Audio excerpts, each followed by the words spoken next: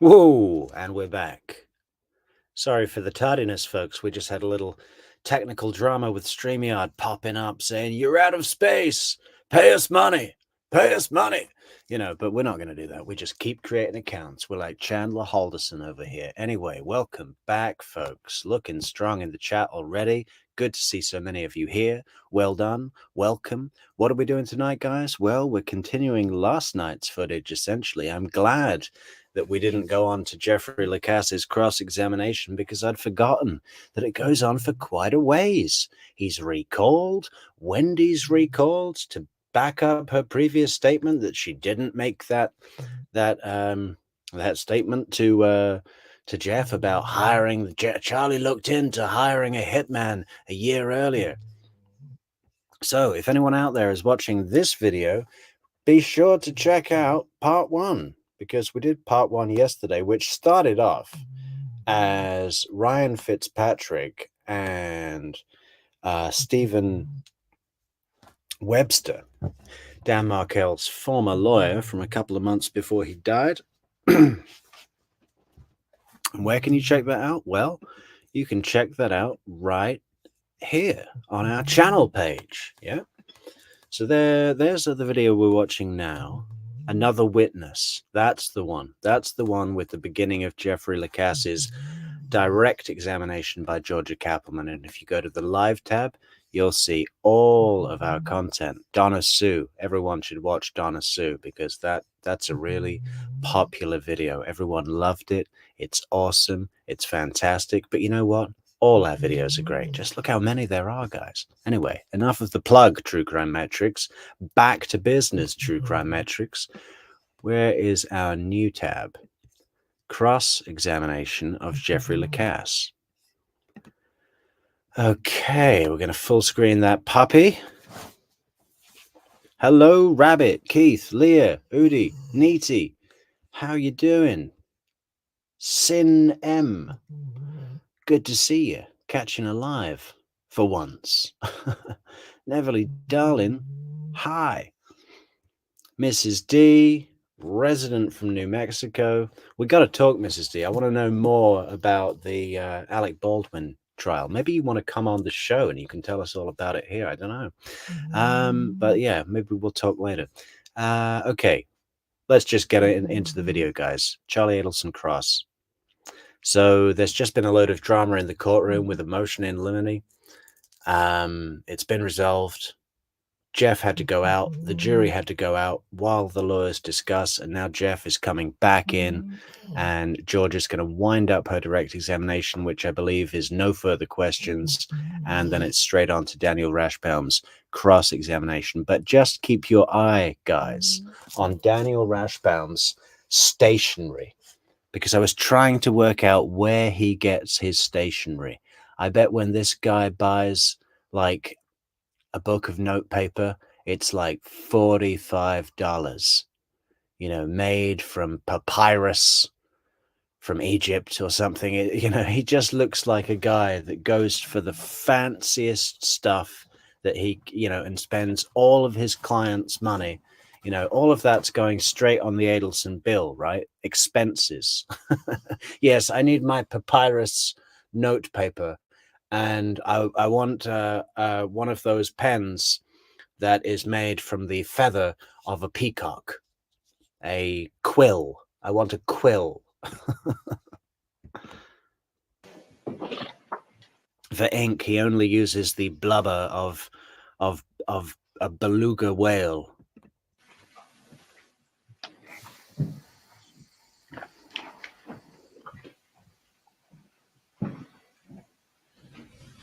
Look at him trying to look busy. It's ridiculous. He's not doing anything. He's pretending to look at notes.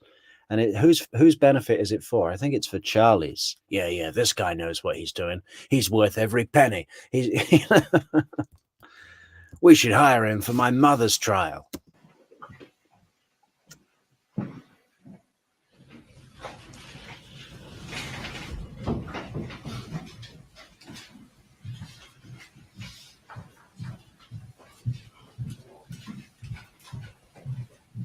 the state have any further direct examination for this witness? No further questions at this time, Your Honor. You may cross-examine. Thank you, Your Honor.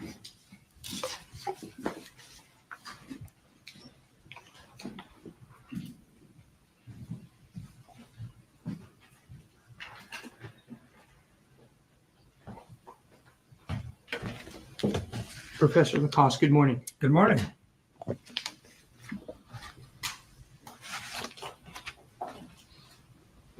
You met Charlie Adelson one time, right? That's correct.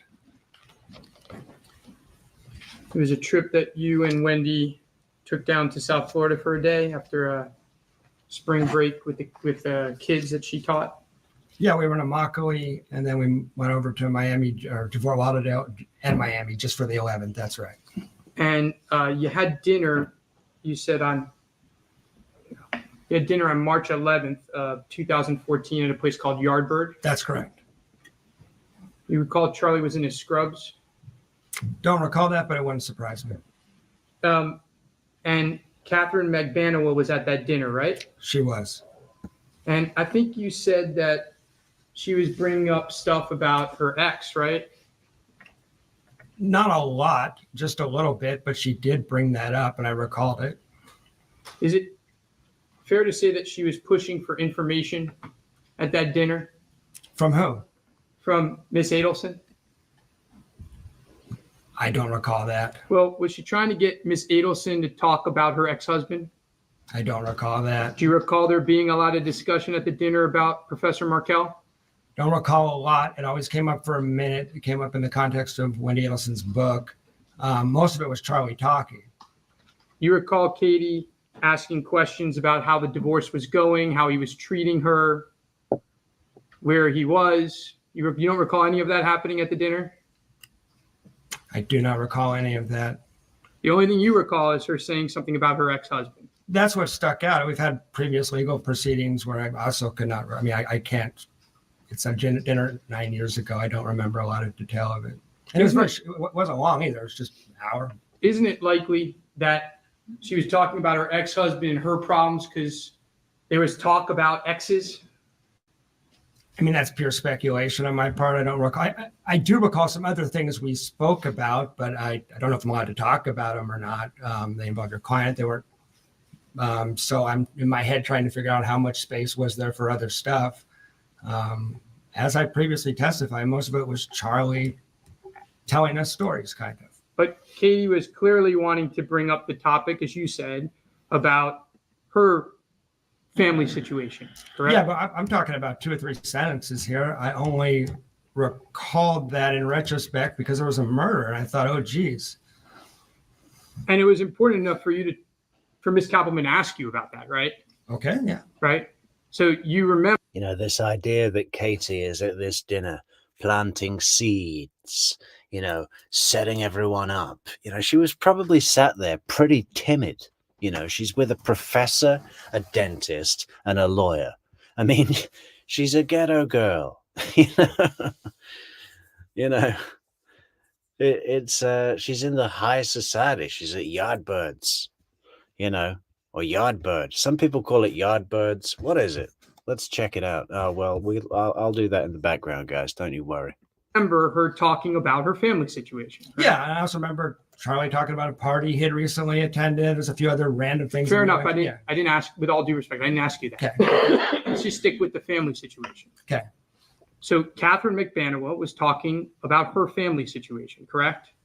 For 2 or 3 sentences, she mentioned that Sigfredo Garcia, not by name, and the tensions with him. Yes. Okay.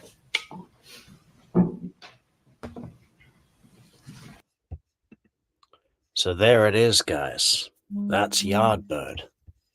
And there's the outdoor seating. Was that where they were sat then?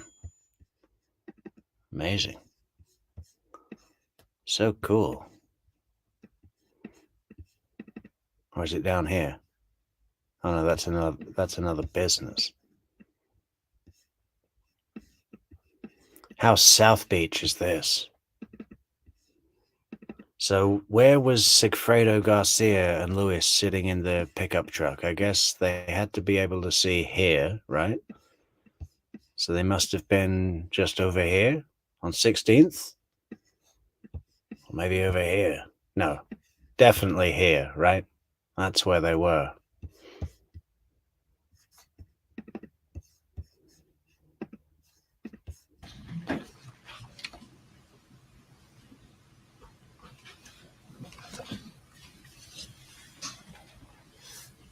You say that Charlie talked in the hot tub or the pool about having connections to the criminal element. That's what your testimony was, right? Yes, starting with my initial statement to TPD. Yes, sir. And you're talking about your statement to TPD after the murder, right? 3 days after the murder. And after you thought Wendy Adelson was trying to frame you for the murder, right? I didn't think that in that interview. Okay. It took me some time to process. You're aware that you were called in as a suspect for the murder, right? Yes. Okay. And after that point in time is when you gave that statement to TPD regarding what Mr. Adelson said. Just yes or no? After I was called into the police station? Yes. Yeah, that's when I gave my Hi, Keith. Hi, John. How you doing? statement at the police station. Right. What I'm making clear is And Matt, hi. it's not like you had dinner and were in a hot tub with Charlie Adelson and you went back to Tallahassee and gave the statement then, right? No, I would have no reason to do that. I understand that, Professor Lacasse. I'm just trying to make it clear for Yeah. the jury when you gave TPD this statement. Yeah. And the answer is you gave him the statement after the murder and after you were called in as a suspect on that murder. That's correct. Okay. Now, do you recall texting Charlie Adelson after you met with him? I texted Mr. Adelson one time, yes. Okay. And do you recall saying to him, "Hey, Charlie, it's Jeff," as in Wendy and Jeff. "Hey, man, thanks for your hospitality the other night. Sorry about the clusterfuck with the cab. It was great to finally meet you. I can tell how proud you are of your sister. I am too. She's really one." Oh, man. Imagine having a message like that you read out in court on TV. Hey, it's Jeff, as in Wendy and Jeff. Trying to be sort of a little street, you know, a little South Beach, a little Fort Lauderdale, a little fast-paced Miami, man. In a million. Take care, dude. Let- And look forward to Let's hear it again. Oh, dude. Yeah. Take care, dude. Sup? He's laughing at himself. At least he can laugh at himself. That's good. as in Wendy and Jeff. You recall saying to him, "Hey, Charlie, it's Jeff," as in Wendy and Jeff. "Hey, man, thanks for your hospitality the other night. Sorry about the clusterfuck with the cab. It was great to finally meet you. I can tell how proud you are of your sister. I am too. She's really one in a million. Take care, dude, and look forward to seeing you again sometime soon." Do you recall texting him that? I do recall texting him that. Okay. You like hanging out with the criminal element? It was my new girlfriend's brother who she was very close with. I've been dating Wendy seriously for 12 days. I didn't think it was right to give I was polite rather than honest. Let's put it that way. I mean, Let me ask the question again. yeah. Do you like hanging out with the criminal element? No, I don't do that. Did Charlie Adelson text you or did you text him? I texted him. I can't remember if that was solicited by Wendy Adelson or not, but I texted him. It wasn't solicited by Charlie Adelson, right? No, we never spoke again, though. Okay. Actually, he texted you back Right, I never answered. and he said, "It was great seeing you. I'm glad you made your flight. Hopefully we can all hang out soon." Mhm.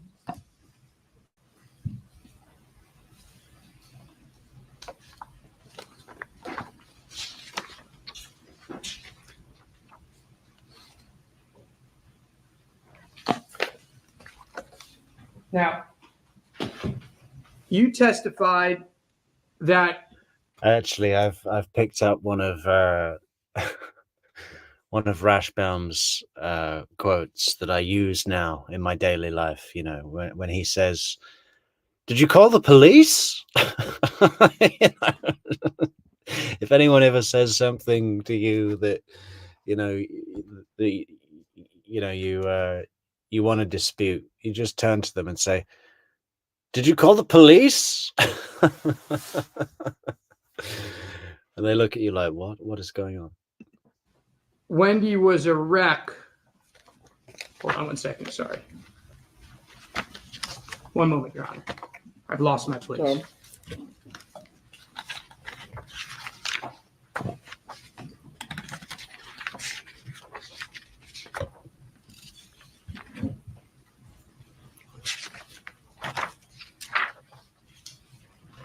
Hey, thanks so much, Kerry Louise, who just bought us a coffee on buymeacoffee.com. Link in the description, guys. Thank you so much, Kerry. And we need it. We're starting late tonight. In fact, in Portugal here, it is now the 18th of July.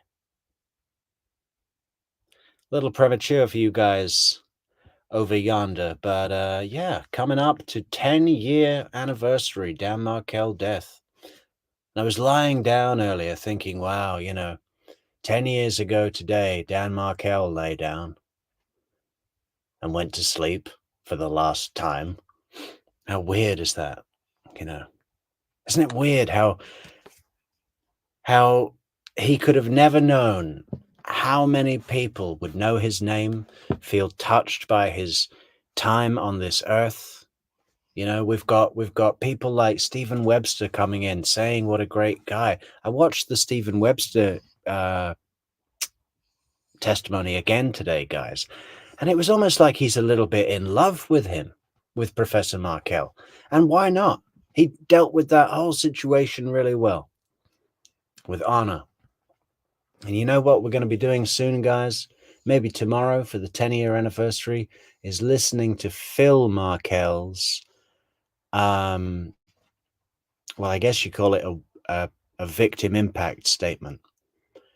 But it's read during Charlie Adelson's sentencing, and the camera is zoomed in on Charlie while it's being read. And I was looking with a microscope, trying to find any semblance of contrition, guilt, because, Phil Markel really makes a point of mentioning the times that he played with his young son, when Dan was around the same age as Charlie's son, Roman, when it was being read. So, I think it might have got in there somewhere, but he was very guarded with it, Charlie, tried not to let anything out, but you almost saw something going on with him as he was listening to Phil read it out. And well done, Phil, for putting that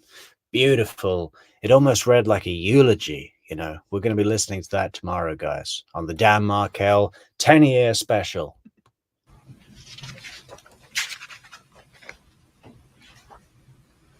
You testified about some of these divorce filings on direct, correct? Yes. And that Wendi, you testified that Wendi was a wreck about him, right? Yes. That's not what you thought in the spring of 2014, though, was it? You're questioning whether it is what I thought in spring of 2014. I noticed repeatedly her reacting to motions and litigation and getting very, very upset. I'm not saying there was never any good times, but she was very upset when he filed something.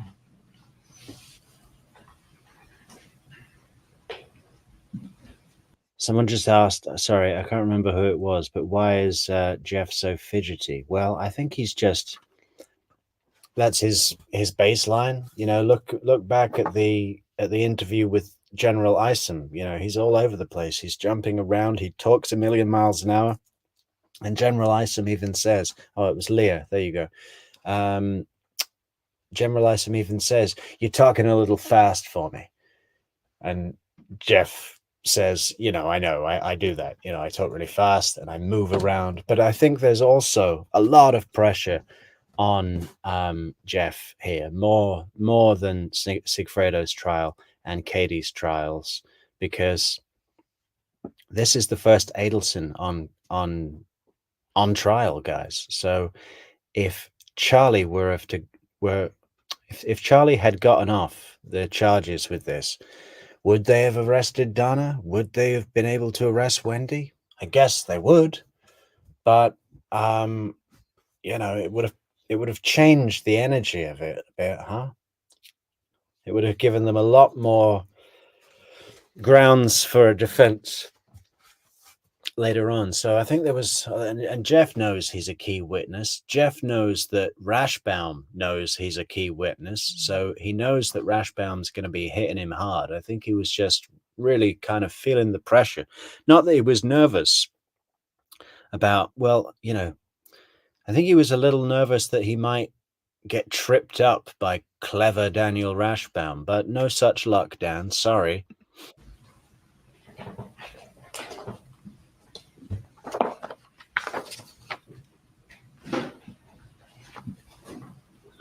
Do you recall sending an email? Uh-oh. I noticed repeatedly her reacting to motions and litigation and getting very, very upset. I'm not saying there was never any good times, but she was very upset when he filed something.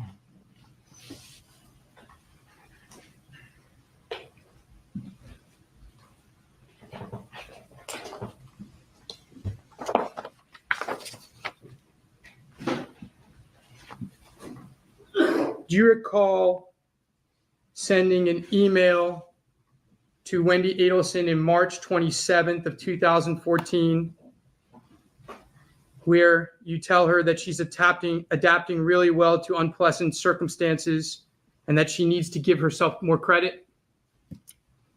That sounds familiar. I would say it got increasingly worse March, April, May, June in terms of reactions to the entire situation. But I know I was sending that email. Yes, trying to encourage my girlfriend at the time. Yes. Oh, really? It got worse. Filings in March, April, and June. No, I don't know when the last filing was. Her reactions, not just to filings, but the entire situation. Let me clarify that. Hold on a second. Would it surprise you that there weren't any filings? No, in May or June? No, I'm aware of that. Would it surprise you that there's been testimony in this courtroom that actually things got a little better? Wendy's status. Charlie, look at him. What is he smiling at? I think Charlie really doesn't like Jeff. Didn't get better. My observations of Wendy saw her spiraling downward in that time period is what I was trying to refer to. Do you recall that in the spring, summer of 2014, Professor Markel? How much would you pay, guys, to have a camera of Donna, watching Donna Adelson in her South Beach home, watching this on TV, shouting at the TV? Sweaty! He was horrible! He didn't listen. He lied. Asked Wendy's parents to babysit for him? I didn't know about that, or I don't recall it if I did. I'm sure you did.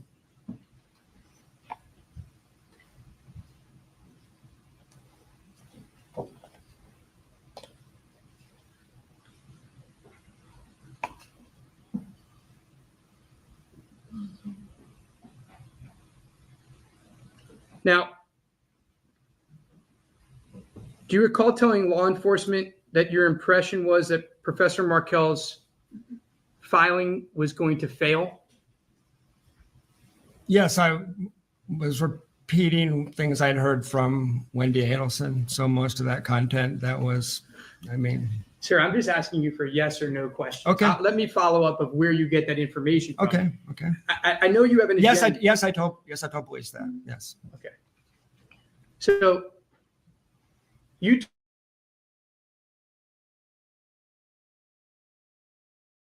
told the police that Wendy wasn't concerned. She was highly anxious. Did she think that the motion was going to be granted? I don't think she knew. I think that's what caused the anxiety. Didn't you tell law enforcement that your impression was that Professor Markel's motion was going to fail?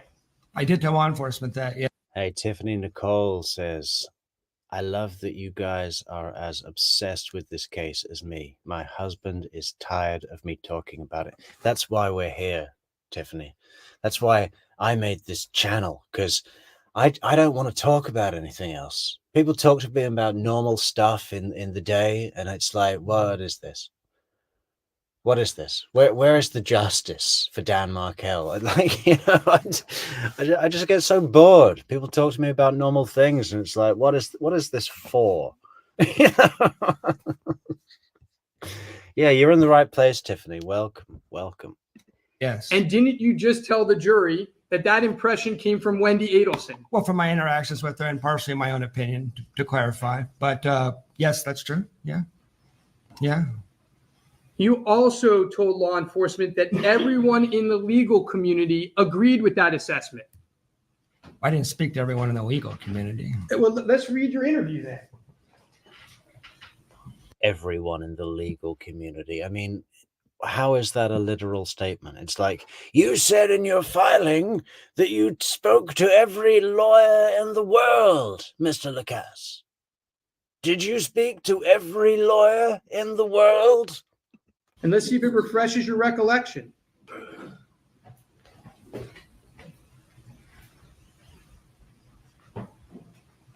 One moment, Your Honor. Being summoned.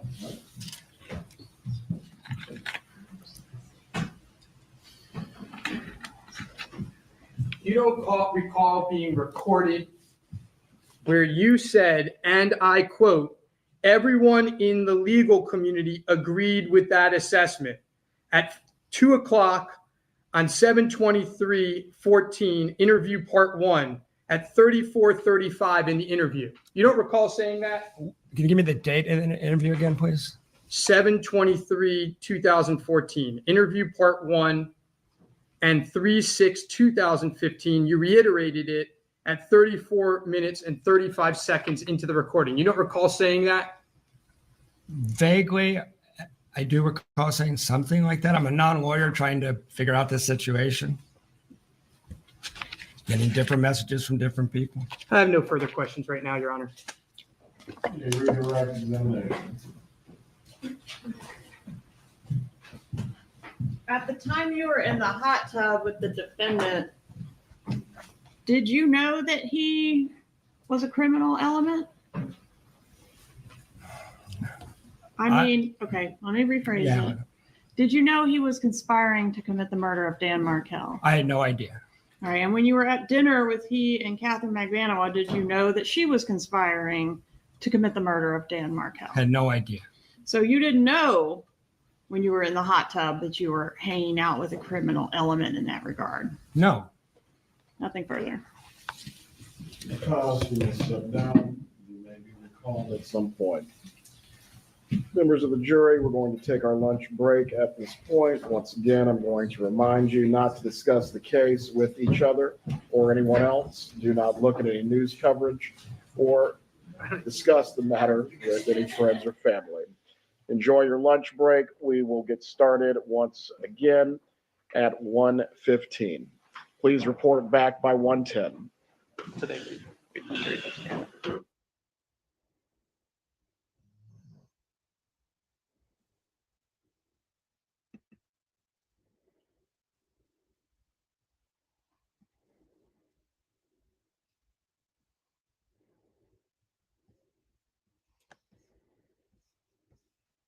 So Charlie Adelson almost has his tongue straight today. I hate to ask because I'm almost afraid what will come back.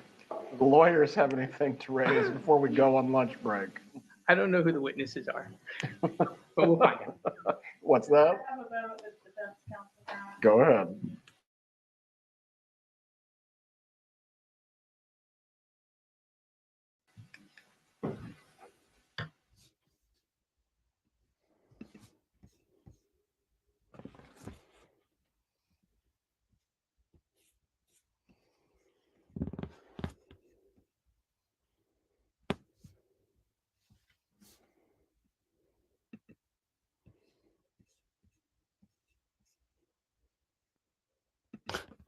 I think Georgia Kappelman really sees the funny side sometimes when Rashbaum is doing his song and dance moves around her courtroom, you know. She's like, okay, so this is part of what I do. This is part of my job, is letting this guy come into my house and dance around like a chimpanzee with a bad bladder. And, you know, like she just sort of goes, okay, he's here doing this, and then I'll do my thing. A 2-hour Dateline special with autopsy photos.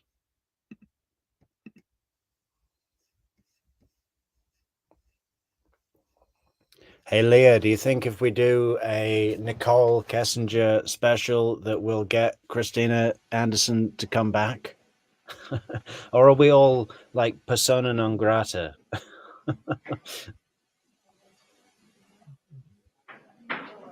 So what's going on now? They're going to have a lunch break? Maybe we should skip.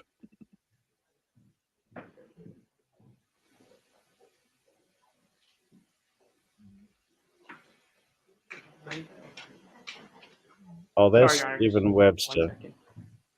Huh?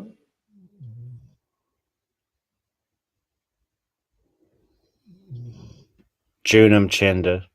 What a day, huh? I think this was Charlie's birthday.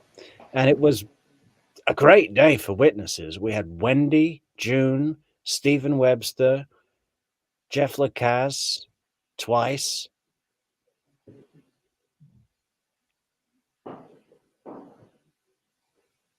Oh, here we go.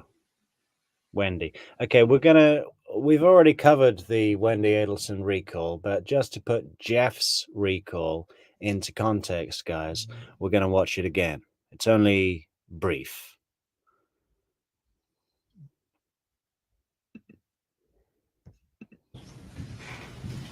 Recollection. If he has told you a lie, he's never told you a lie. Right.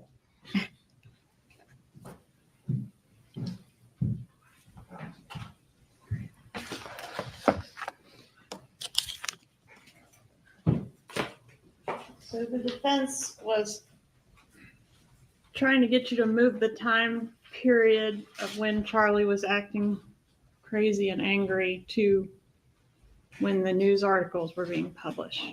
Right. But in your law enforcement interview, you articulated that he had been acting weird for weeks prior to that first news article. Isn't that right? And you didn't That's know what why. I remember. Yes. Ma'am? Yes? Yes. Okay. And did they raised, didn't he tell you, he didn't have anything to do with it. Did he tell you that he had purchased a vehicle for Ms. McBano or given her a vehicle? He didn't tell me, but I saw that in the 2020 thing and asked him about it. Okay, and he admitted he gave her a vehicle. He said his father, it was an old car that his father. Did he give her a vehicle? I don't know. I love when Georgia leans in as if she's asking someone with dementia in a nursing home, you know, ma'am, did he give her a vehicle? Did he give her a vehicle? I don't know. Did he mention giving her or contributing? It's a great tactic for any lawyer, salesperson. If you lean in while giving open eye contact, it's got this gravitational pull. You become the centerpiece of their attention. Check it out. She's really good at it too. It was an old car that his father. Did he give her a vehicle? I don't know. And just taps the podium slightly, right? So we've got audio, visual, communicative. There's all elements happening at the same time. Georgia Kappelman should teach a course on this, because this is what makes her so good. These, you know, I think a lot of people would miss this completely. and just hear the question. But look at how skilled this is. Old car that I'm gonna go Okay, back. and he admitted he gave her a vehicle. he said his father, it was an old car that his father, Did he give her Transfer. a vehicle? I don't know. 5-star that is, man. I got a more favorite lawyer than Georgia Kappelman? Maybe. I don't think so, actually. I think she's number one. We've got to get back to our website, guys. As soon as that's finished and released, it's going to be excellent. Everyone join the social networks to get notified about that. Did he mention giving her or contributing to a breast augmentation for Catherine McVanois? He said he never contributed to that.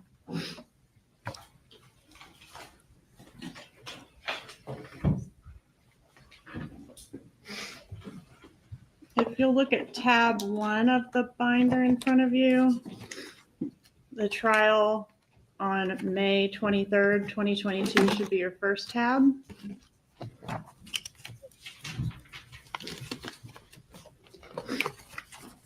And if you'll look first on page 1197, lines 19 through 24.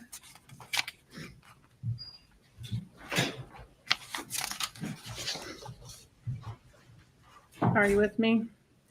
Yes. Can you I say haven't the asked a lines question. again? What were the lines? Yes.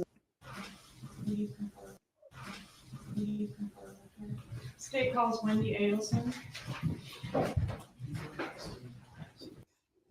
Ugh.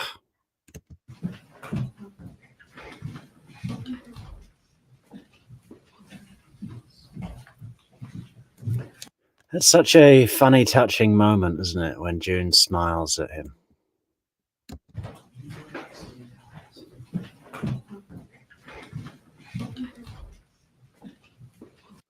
Was she going to go over and give him a kiss or what? I mean, she kind of leant as if she was going to just walk right over to the defense table.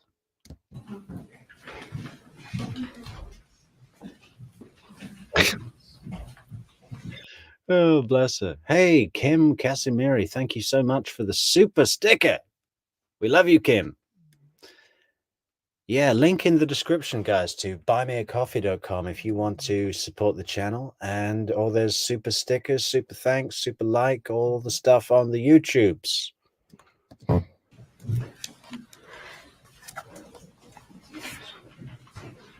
Oh, also in the description for the video, guys, is a link to our Charlie Adelson on the Stand playlist. I think it's a 6-part or 5-part video special of Charlie Adelson's entire testimony. That's direct examination, cross examination, redirect, and jury questions.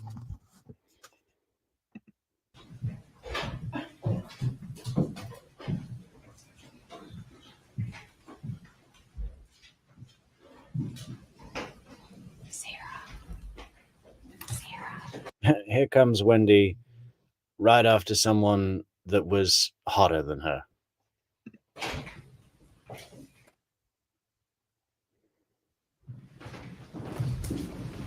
Adelson, you remain under oath. You may be seated. With her flat, ugly shoes.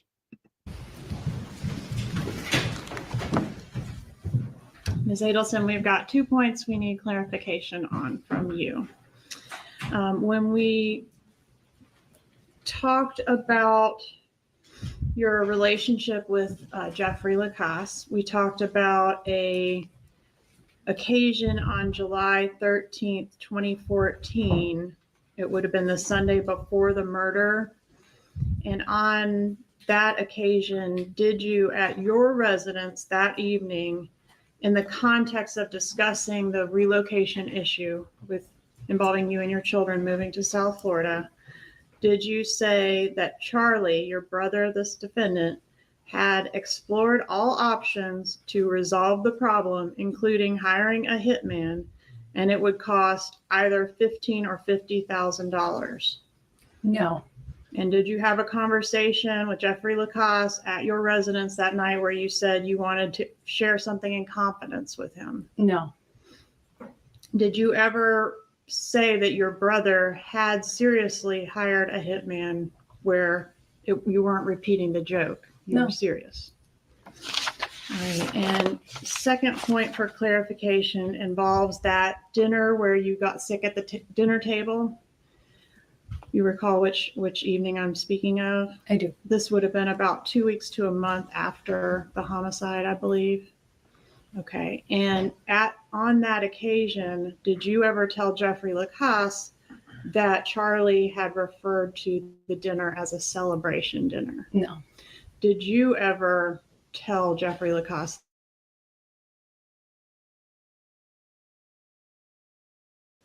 that it was a celebration dinner?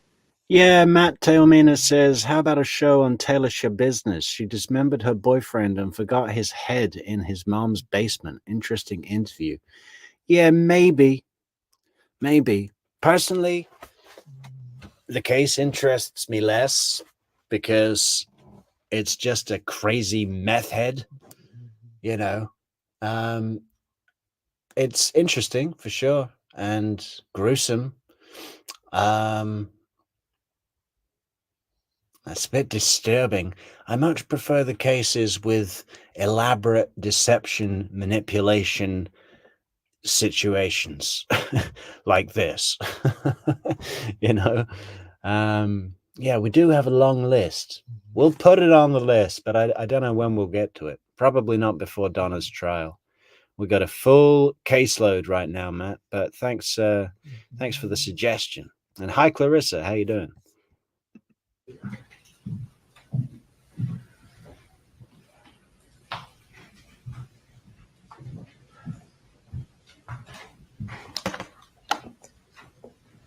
Good afternoon.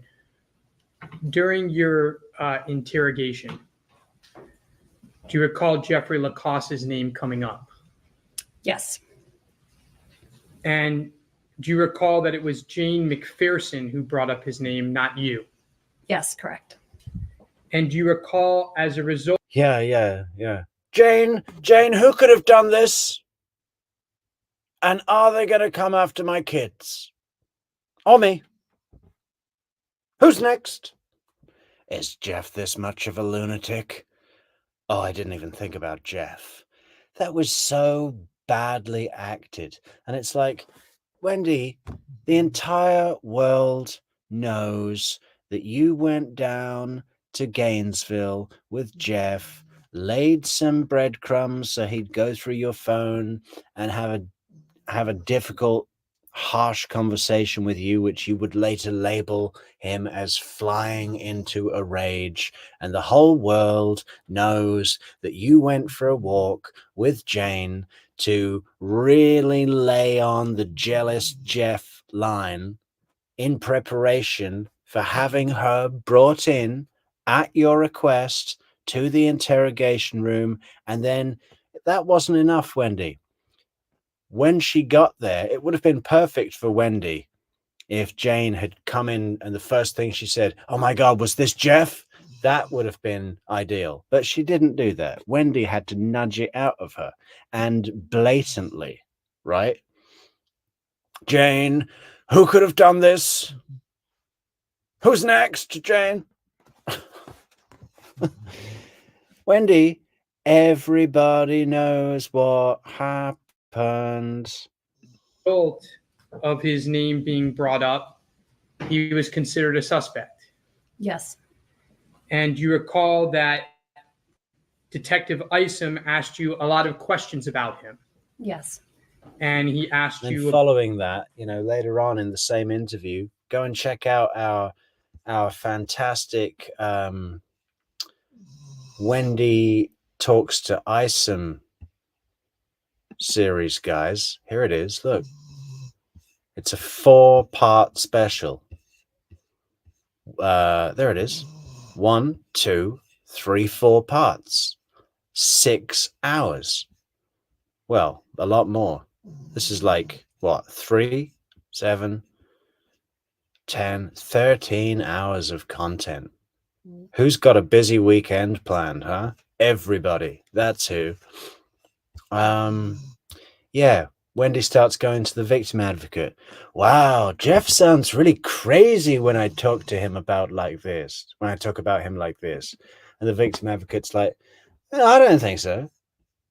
Is there anything in Jeff's behavior that makes you think he would be capable of something like this? And then Wendy kind of backs off. It's so transparent. It's so poorly done. She thinks she's so slick. I'd love to sit down and watch the interview with Georgia and have a one-on-one discussion with Georgia. You know, how enlightening would that be? How many times do you think Georgia's watched it? Someone who's got Georgia's contact, guys, go onto our channel page and send Georgia a link to our video series, because I've got a feeling that's the thing that's going to crack the case, right? Just blow it wide open. Oh, hang on. Audio problem, I think. We just got to share the screen again, guys. Hang on. Bear with us, guys.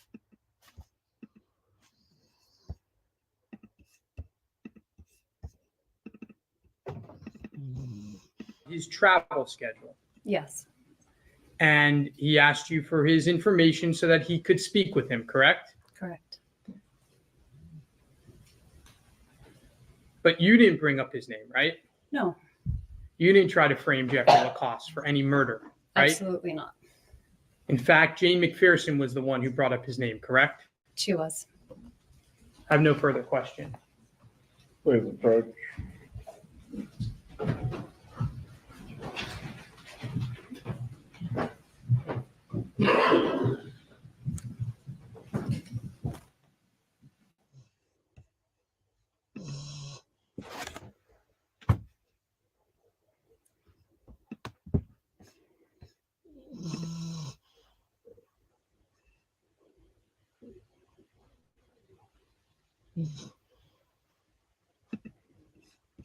Yeah, Tiffany, I do that too.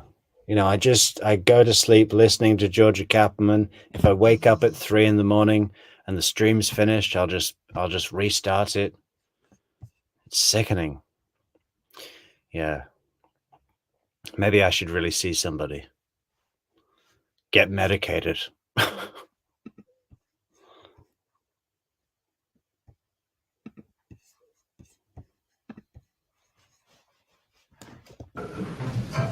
But Jeffrey Lacasse's name did come up while you were in the interview room being interviewed in reference to the shooting, right? Jane McPherson brought him up She was in the room with you during the interview. for some of it, not for the whole time. Okay, but during the part where Jeffrey Lacasse's name came up, she was in the interview room with you. Yes, she brought him up. And this is the same interview that we've referenced previously where you were taken from the restaurant to be told about what happened with Dan. Yes. Nothing further. You may step down, ma'am. Will Miss Adelson be recalled by either the state or the defense again?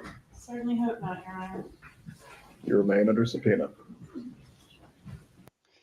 Now watch this, guys. You know, Georgia Kaplan. I certainly hope not, Your Honor, because I've had enough of speaking to her lies. But Wendy, I think, almost gives Georgia a little smile, or smiles near Georgia. Please call your next witness. Jeffrey Lacasse. And she caught Charlie's eye there, didn't she? Please call your next. Is that right on his eye? That's right on Charlie, right? That's Charlie vision. Witness. Jeffrey Lacasse. Okay, now we're getting Jeff Lacasse back in here to say, okay, everything Wendy just said was a load of horse shit.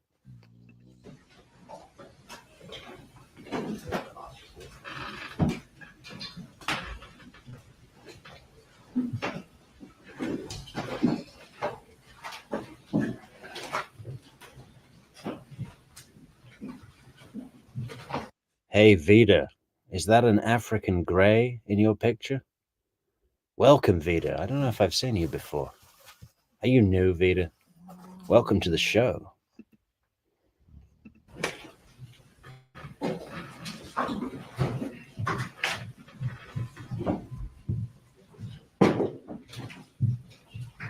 Mr. Lacasse, you remain under oath. You may be seated.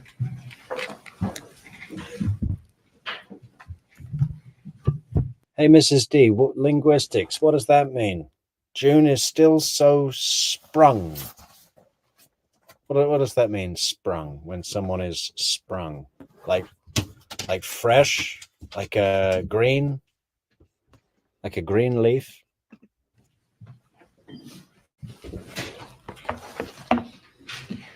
All right, Mr. Lacasse, I want to take you back to July 13th, 2014. This is going to be the Sunday before the homicide that we're here about.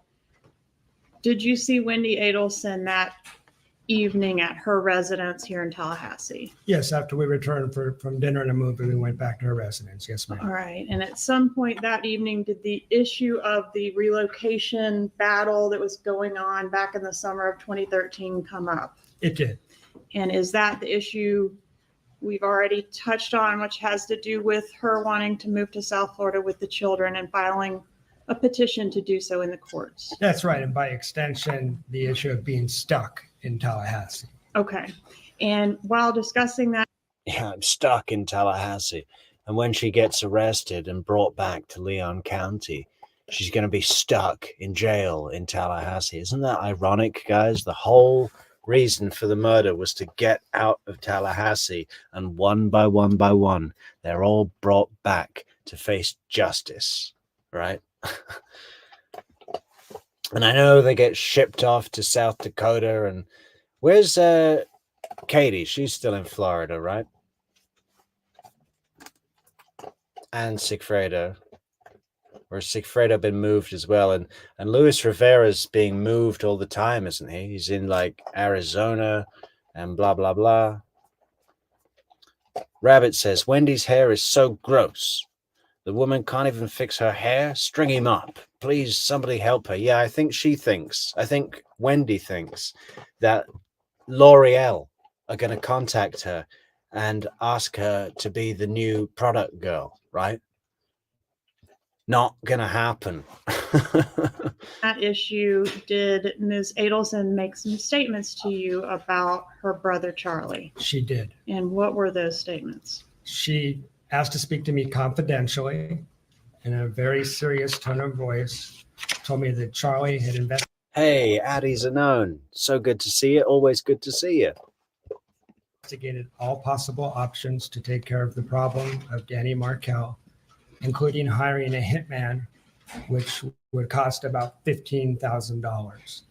And I later revised that and thought maybe it was $50,000, but the dollar amount was the only thing in question. She definitely said that Charles Adelson had looked into hiring a hitman to kill Danny Markel. And when did she say Mr. Adelson had looked into hiring a hitman? When the relocation was denied the previous summer. Yeah, mom shoes, Bob. Bob says, Wendy Mom Shoes Adelson. I think that should be Wendy Mom Shoes Minivan Adelson. I drive a minivan. Cars are not important to me. Okay. My job is to take care of those kids. All right. And the dollar amount, so she either said 15 or 50, you're not sure which? That's correct. Okay. And when she said this, what was her demeanor like? She was very serious. All right. So definitely not the to be confused with the TV joke. No, I'd heard that joke repeatedly. I knew that joke. This was something very different. This was chilling, a little scary, made my stomach flip. I found it disturbing. The joke was said in a lighthearted manner, and this was not said in that way. This was serious and said confidentially. All right. Thank you. And I want to,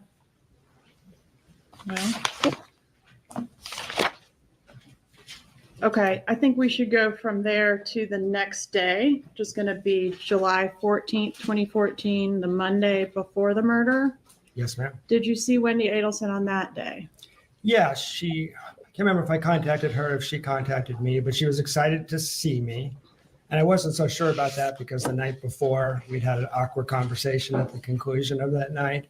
And I had told her that she didn't want to do this anymore, that she could just send me a text and I wouldn't, take any offense. We would just, break up. So I didn't get that text. Instead, I talked to Wendy Adelson and she was excited to see me. All right. So what did you do? Well, then she needed to call me back and it went from enthusiastic.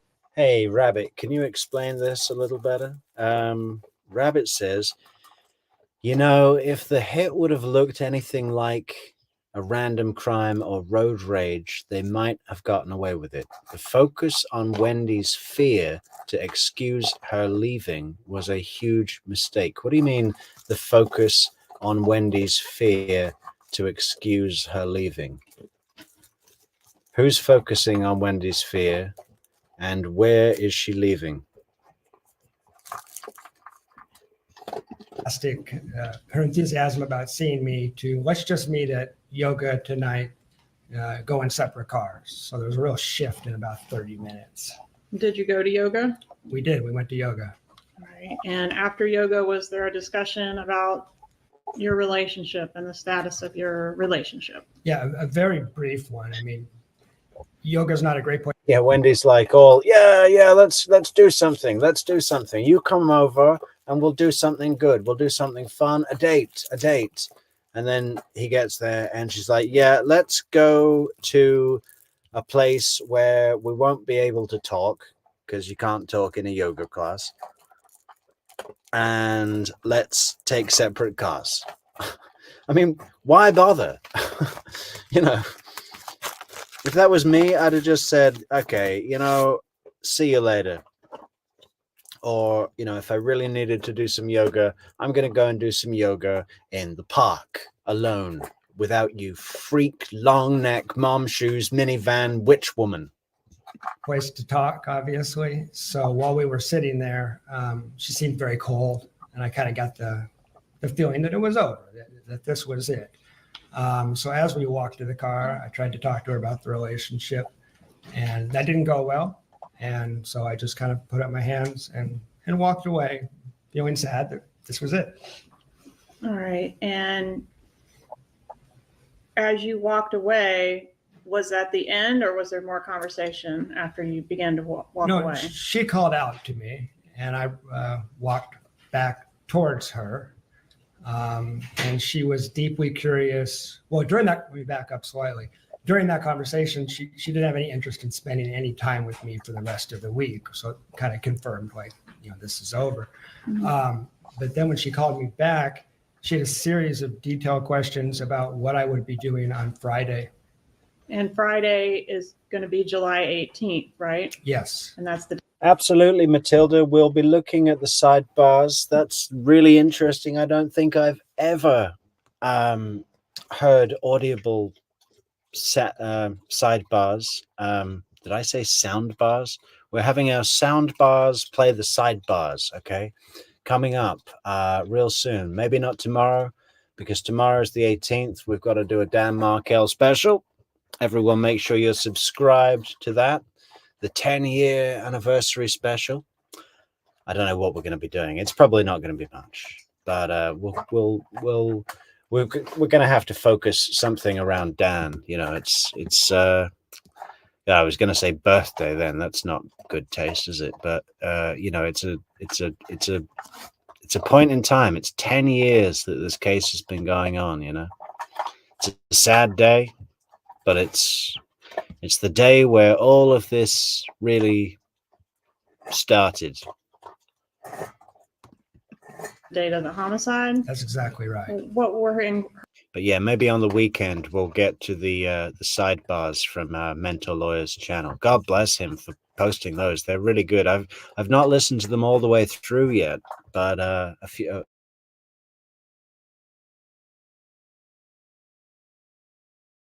Her inquiries of you regarding that date. I had a trip planned to Tennessee.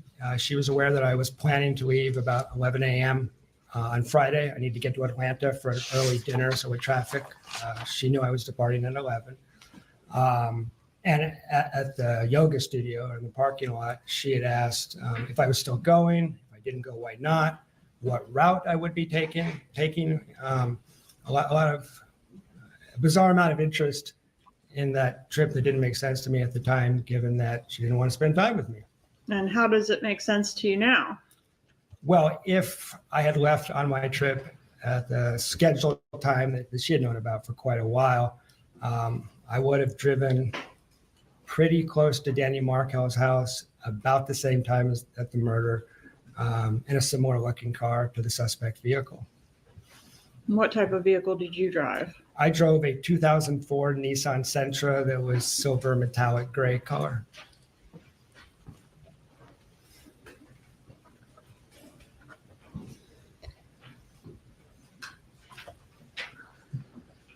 So if you had followed your original plans, you would have been passing by the Markel residence or nearby there around the same time as the killers were fleeing? Yeah, I would have been at Capitol Circle in Thomasville. Sure, I would have been on the same cell tower, for example. I think my life could have been pretty complicated had I taken my original plans. All right, so you didn't, I guess, take the original plans. No, I did not. I had made a last minute decision the night before to leave Thursday night instead. I had not informed Ms. Adelson about that because we weren't speaking. Actually, no, I don't know that anyone, for sure that anyone in Tallahassee knew I had changed my plans, just the people at the other end. All right, so you were actually in Tennessee at the time of the homicide. I was. And when you were, we've heard you were called in as a potential suspect, and apparently named by a Jane McPherson. Do you know who that is? I do. Okay, who is that? That was a friend of Wendy Adelson's, and she was a doctoral student in our program. I had not much of a relationship with her, just a kind of a working relationship. We'd worked on a couple of projects together, but I didn't know her very well at all. But someone that knew that you had been dating Wendy. Yeah, I think she was a confidant of Wendy Adelson's. Yes, for sure. Okay, so you get called in, and were you able to provide documentation? Okay, Rabbit's expanded on this. She thought murderers would come after her and the boys was an excuse to flee. And if that was part of the motivation, she needed to flee to Miami. Huge mistake, because it put focus on the motive and the direct link to Wendy. Yeah, totally. We're not safe. We're not safe. Everyone in Tallahassee has a key to my house. Yeah, she should have just stayed in Tallahassee, right? She just thought, well, I tell you what, I won't cancel all my plans.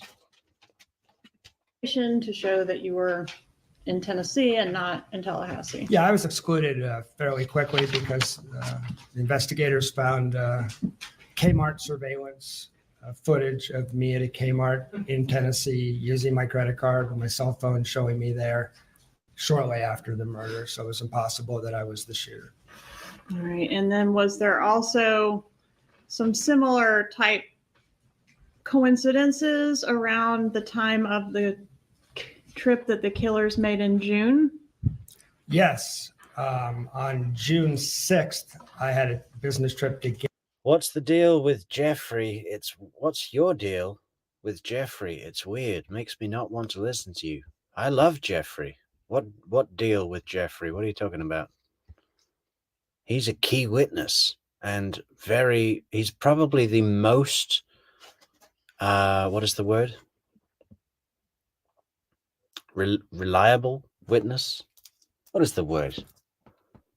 Credible. He's the most credible witness that there ever was in any case. No one's got a problem with Jeff here, Julia. You're seeing things, Julia. Come on, Julia. Gainesville, and I departed at 11 a.m. on a Friday, June 6th, which Ms. Adelson would have known about by March. So really, I take 2 trips out of Tallahassee in my car the whole spring and summer semester. And both times, Hitman tried to kill Dan Markel. Okay. Any further contact with Wendy after the yoga date? We, about 10 days after the murder, she reached out to a mutual friend and we had a few phone calls. And during one of those phone calls, did you learn about a dinner where Wendy had become ill at the table? Yes, I did learn about that. And what did you learn about that dinner? That she went out to dinner with Charlie for what he called a celebration dinner. He said something to her. She spontaneously vomited on the table. And this would have been within how much time after the homicide? Within a few weeks. Was it specified that the celebration was in reference to Dan Markel's death as opposed to anything else? Wasn't specified. Okay. But whatever it was, that's the dinner where she vomited. That's right. That's right. One moment, please. Just a reminder to like the video, guys. Let's get those likes rolling in. Just click the like button. Make sure you subscribe to the channel because we've got non-stop Adelson content coming out all the way for as long as we can until we get a little bit bored of it. And then we're going to switch cases. You know, we got Donna Adelson's trial, September. Sarah Boone's trial, October. Subscribe to the channel. We're covering everything, guys, everything. If you want to support the channel, there's a link to buymeacoffee.com in the description for the video. There's also super chat, super like, super thanks, super sticker on the YouTubes. We will be having, some people have been asking for a Patreon, and there sort of has been a Patreon link, but it wasn't a functioning account.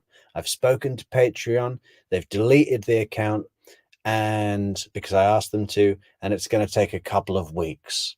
I've been a bit like unimpressed with Patreon. It's not that easy to use for the admin. For you guys, it's great. So in a couple of weeks, we'll have Patreon. But for now, if you want to support the channel, all there is, your only options are buymeacoffee.com, where we've now got memberships. We've got memberships on YouTube, and super thanks, super like, super sticker, super chat. Well done, guys. And like the video.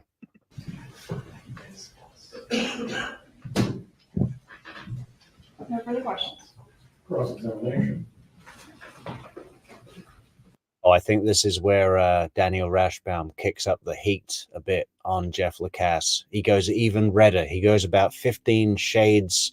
He goes from rose to garnet to what other shades of red are there? Hit me up with some shades of red in the comments, guys. Increasingly, let's go from a sort of light orange, blood orange to purple. Shades of red in the comments.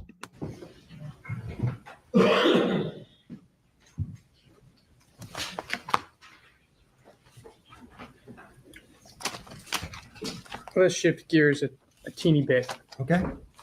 Shift gears. I think we need a shift gears mug with Daniel Rashbaum's face on it. Who wants one, guys? Let's shift gears for the jury, okay, Professor?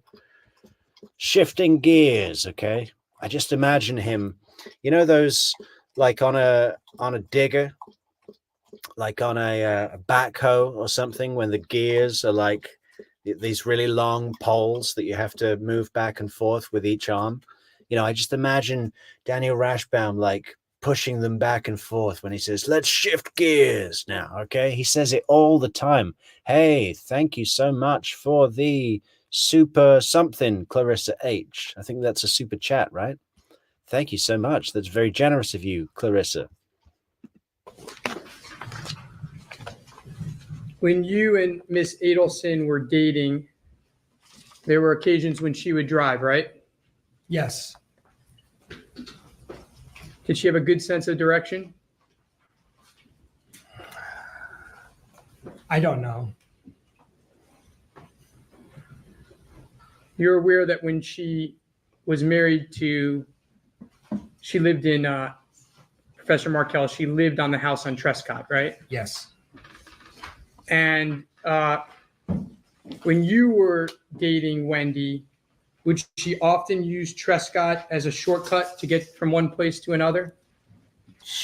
Hey, Neatsy, I thought you were going to come up with hooker lipstick. No? Used it a few times when I was in the car, if that's what you're asking. I She think did that on June 27th, the day we departed to Gainesville at 11 a.m. on a Friday. I think you said in one of your interviews that she would do that at least 100 times, drive by the house. That was a figure of speech. Now, you mentioned, we'll start with the joke, the bad joke. Yes. You mentioned, And what is with Daniel Rashbaum's pronunciation of joke? We'll start with the joke. I mean, that sounds more English than me, right? Let's start with the joke. He says it all the time. That's not an accent. Okay, back to the joke. Speech. now, you mentioned, we'll start with the joke, the bad joke. Yes. You mentioned this TV joke, how it was lighthearted, bad humor, certainly in the context of what happened, but it was a joke. Yeah, it was dark humor, I would say, but it was Good point, Rabbit. It bothers Rabbit that YouTube takes a percentage of the donations. But, you know, buymeacoffee.com takes a lot less of the percentage. It's pretty much the whole donation comes straight into the True Crime Metrix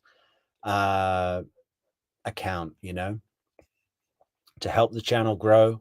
So yeah, I mean, to be honest, guys, I know YouTube's a lot easier because the button's right there, but buymeacoffee.com is a much better way to support the channel, because YouTube, greedy YouTube, doesn't take a percentage, you know.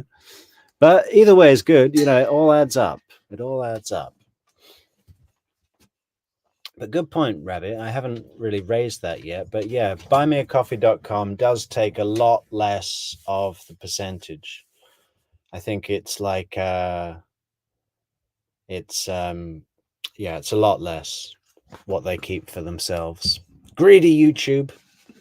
clearly a joke. Yes. And do you recall that joke being given at that Yardbird dinner? I don't. Could it have been given at that Yardbird dinner? It could have, but I don't recall it. And I actually think I might remember that, I'm sure you do. given what happened.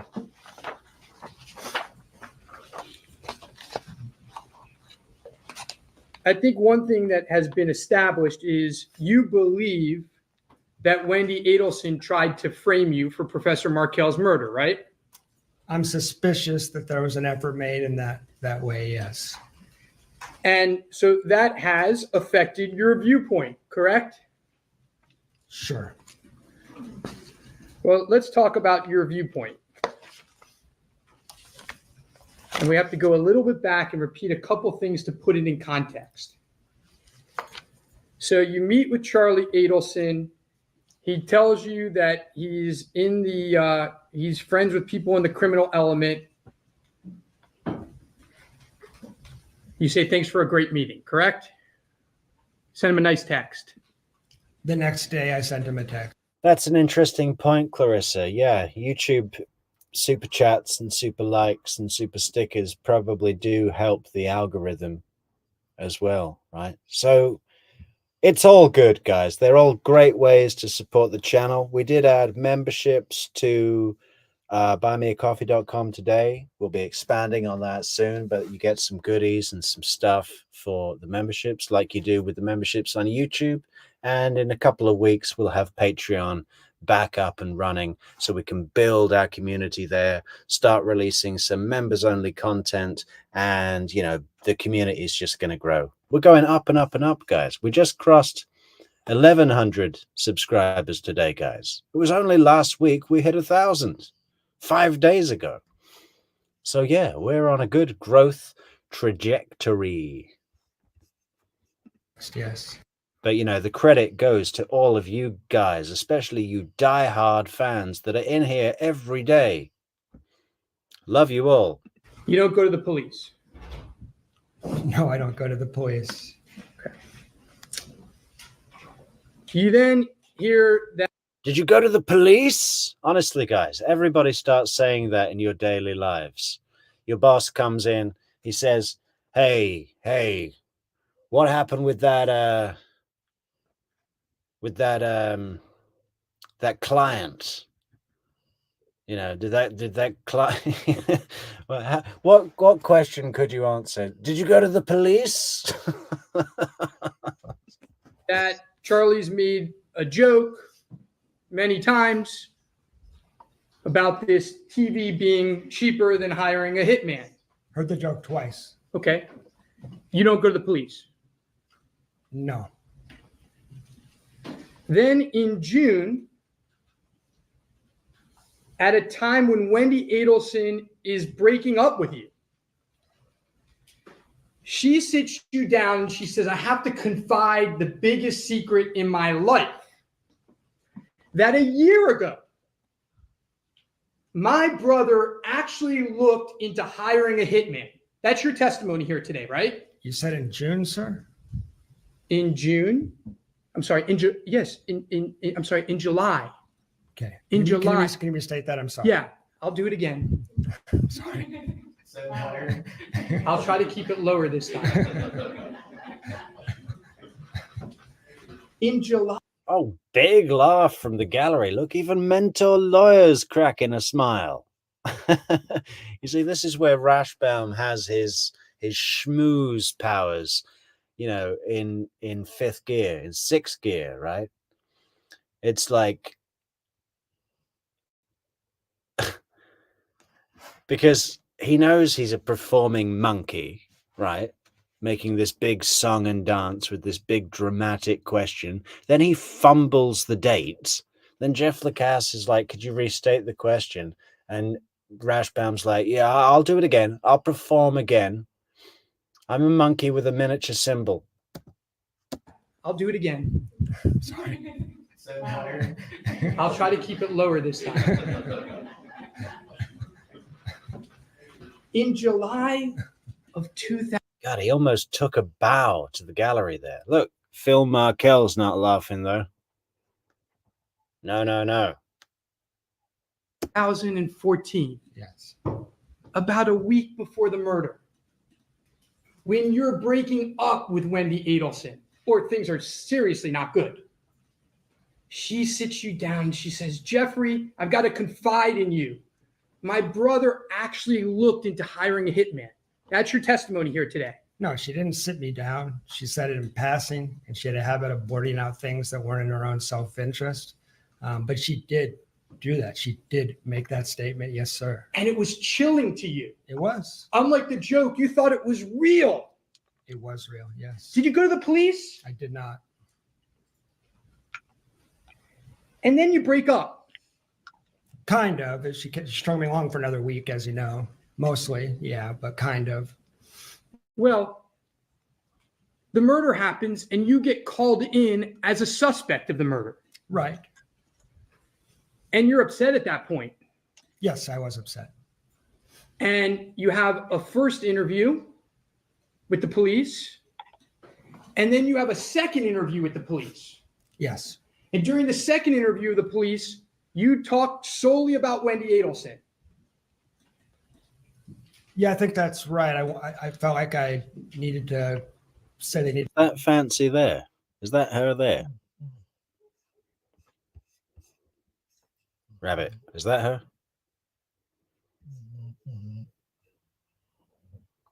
Rabbit. Is this the one?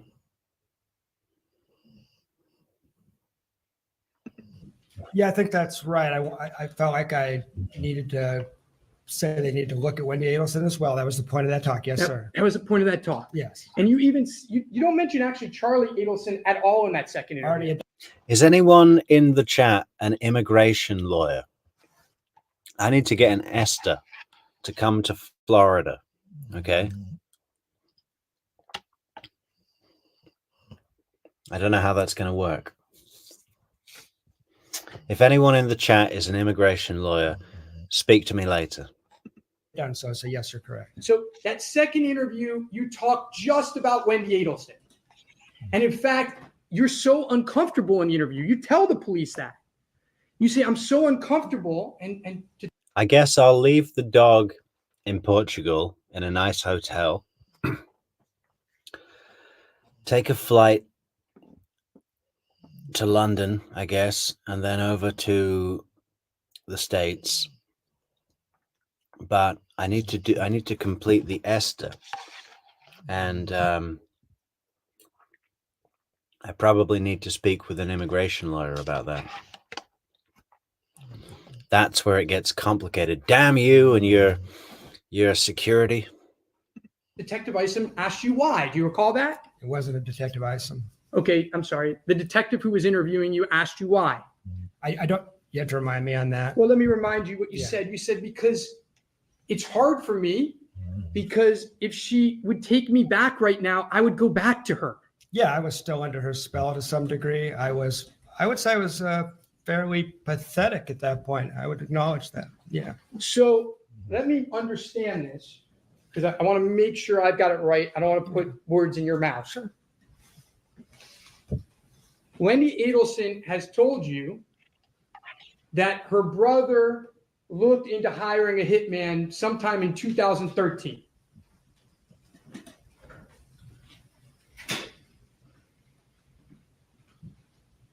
He gets murdered. He does. You go to an interview, and during that interview, you're still thinking about staying with Wendy Adelson. You don't want to talk badly about her because you still want to be with her. You're talking about this July 23rd interview specifically? Yes. Yeah, it only been a week. It was still pretty fresh. I was still pretty mixed up. That's right. Okay, well, let's see how mixed up you were after that.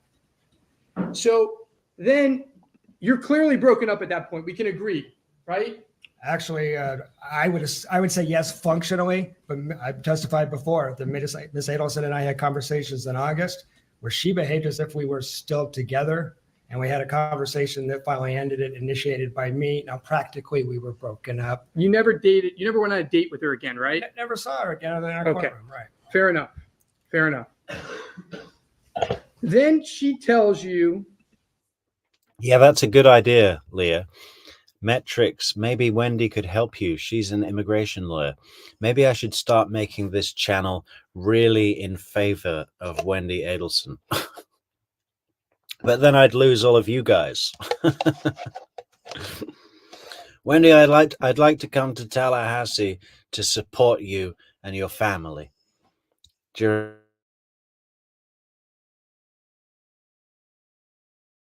this wrongful. My content is here to support you, and please help me come to the States. according to you, that my client, Charlie Adelson, says that she had a celebration dinner with Charlie, and that the celebration dinner was about the murder of Professor Markel. I don't recall saying that last part. But that's how you took it, right? I worried that was the case. I told the police, and my understanding is Wendy conceded she threw up on her dinner table. Do you know that the first time you told Yo, Maria, how you doing? All the way from Montana. the police that was in March of 2015? I do know that. So what happened in September of 14? What happened in October of 14? What happened in November of 14?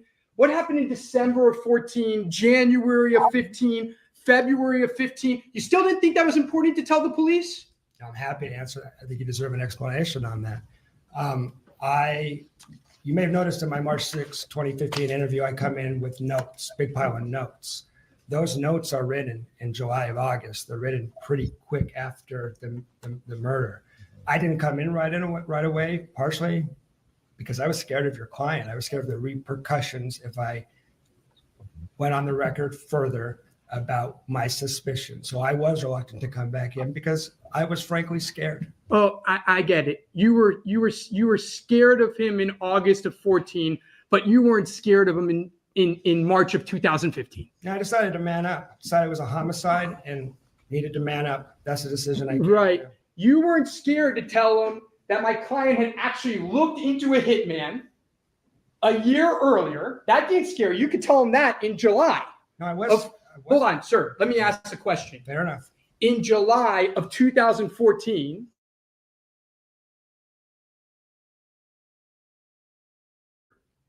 actually looked at hiring a hitman. You weren't scared to tell them that. I asked for police protection. I was scared. You told them that in July of 2014. Isn't that correct? Yes, in the same conversation, I said, can I get some assurances? Can I get some protection? I have something I want to tell you. I'm scared to tell you. But you were too scared to tell them about a celebration dinner comment, and you waited almost half a year to tell them? Well, I did wait half a year to tell them, but the notes I brought in were written right after that interview. I also wanted to get my thoughts together because I thought this day might come.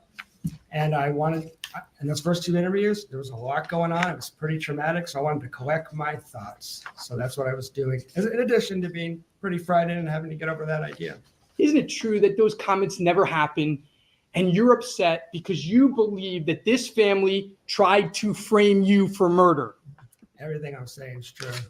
I'm sure it is. May I have a moment, Your Honor? Move to strike the "I'm sure it is" comment. I'll withdraw it. It's withdrawn. Please disregard, members of the jury.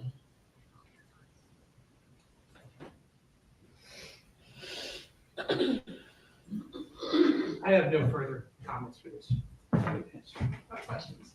Or questions. Redirect, examination. This may seem like a He loves collecting those little giggles from the jury, doesn't he? I have no further comments or questions. fine point, but I want to make sure it's crystal clear. When Mr. Rashbaum was asking you about the hot tub conversation, Mr. Rashbaum said that his client said that he was friends with people in the criminal element. Is that exactly what was said? The word I recall is he had connections and friends on both sides of the tracks. Okay. Connections to Criminal the criminal elements. And element. particularly, there was the Cuban neighborhood comment that I repeated to the TPD later. Gotcha. Actually, on July 21st, first interview, I mentioned that comment. Okay. How many pages of notes do you have? Yeah, it is interesting learning everyone's location, isn't it, guys? Let's check out our map while we're here on locations. Where is our map? Here it is.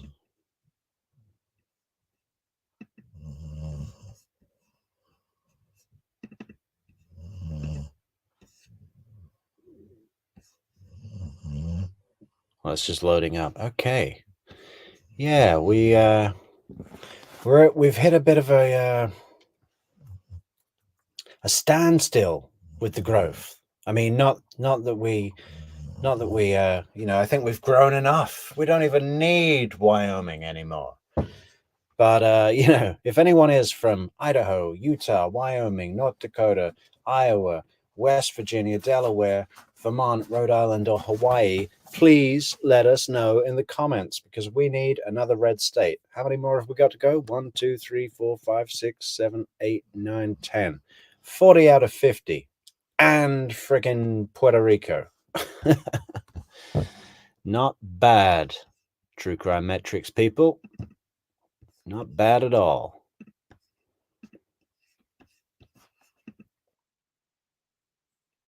Oh, audio problem. I don't know why it does that, guys. Every time I switch tabs, audio problem. Just load it up again. Hang on, guys. Bear with us.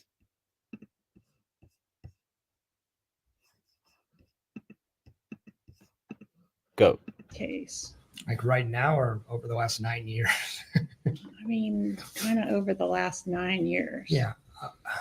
I'm a researcher by training. I'm an analytic person by nature. So those 6 months was pretty obsessive. I was reviewing every text message, every email. Hey, great. The 2 from Alberta. Fantastic, because I don't think we've got Alberta yet. We're going to have a map for Canada. Don't you worry. We've got BC, Ontario, Quebec, Manitoba, now Alberta. So we just need what? Saskatchewan, Newfoundland, Prince Edward Island, Labrador, Nova Scotia,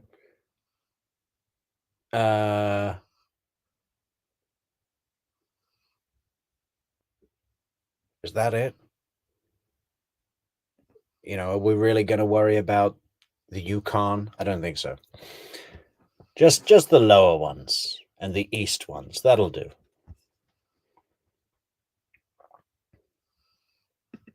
Well, writing.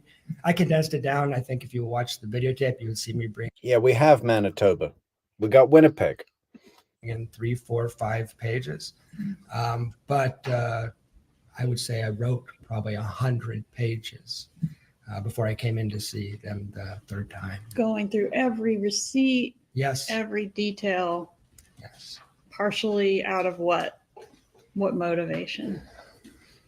Well, pretty traumatic. So fear was part of it. Like, if they can catch the people that did this, I'll be safe. That was a big piece of it. Mm-hmm. Also, this was a brutal murder, and I wanted to see justice done. And I did not want to leave something sitting on the shelf. If I was in the possession of something that could help, I wanted to help. And isn't it true that you didn't know what was going to end up being important out of all the nuggets you dug out of the phone and everywhere I else? had no idea. And I also told them repeatedly, I hope and pray this wasn't Wendy and Charlie Adelson. But just in case, here's the stuff I have. And Mr. Rashbaum asked you about why didn't you go to the police when you learned that Mr. Adelson had in fact looked into hiring a hitman? Just to reiterate, the statement was made the Monday before the murder, is that right? That's correct. Okay. And that's the statement where Wendy's relating it to you. Yes. All right, so that's going to be in 2014. Yes. Okay, and she's making a statement about something that occurred in what year? 2013. All right, why didn't you go to the police with this information? Because it was a past tense thing she was reporting. I did not sense there was a present danger. I didn't know Hitman had already visited Tallahassee. I didn't realize there was an active murder plot. In hindsight, should you have gone to the police with this information? Yes. One moment, please. Nothing else, Your Honor. Lacasse, can I step down? Rashbaum, do you have something that you need to Maybe go sidebar briefly. approach?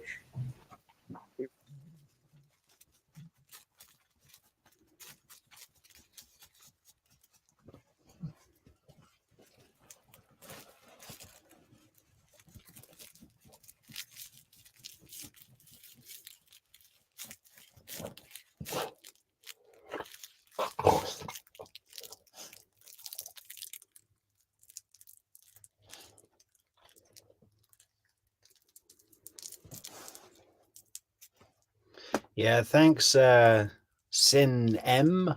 We got Ohio though already. But yeah, great to see you, Buckeye.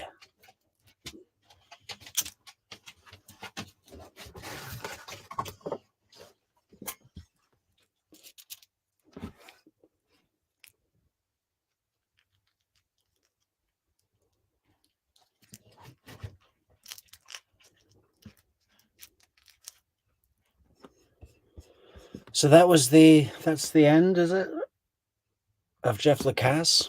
That's all we see of him in this trial. Of course, he'll be back for Donna's trial in September, guys. So make sure everybody is subscribed to the channel. Leave a like, share the video, leave a comment.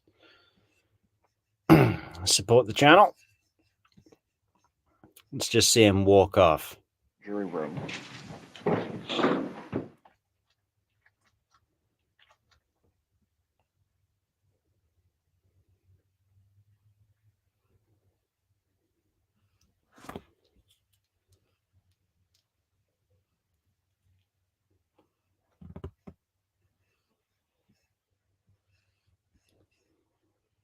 Yeah, Charlie's just lost. Look at him. He's thinking, is this the last time I'm going to be wearing a suit? Because I like suits. I like expensive Valentino couture suits. At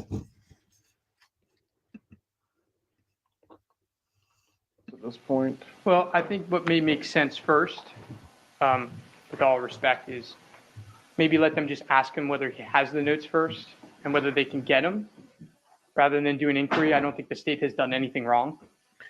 Well, I think that directly goes to factor one, whether there is a violation, but yes. I don't think there's a violation, but I think I'm entitled to the notes if he has them, and then we can recall them. Very well. Does your client need to use the restroom or take a break? Yes, sir. All right. We'll take a 10-minute break and we'll go back on at 3:40. Ms. Kappelman, how many more witnesses do you plan to call before we? Your Honor, but we can see how long Okay, Who are the two? 3:40 to start again.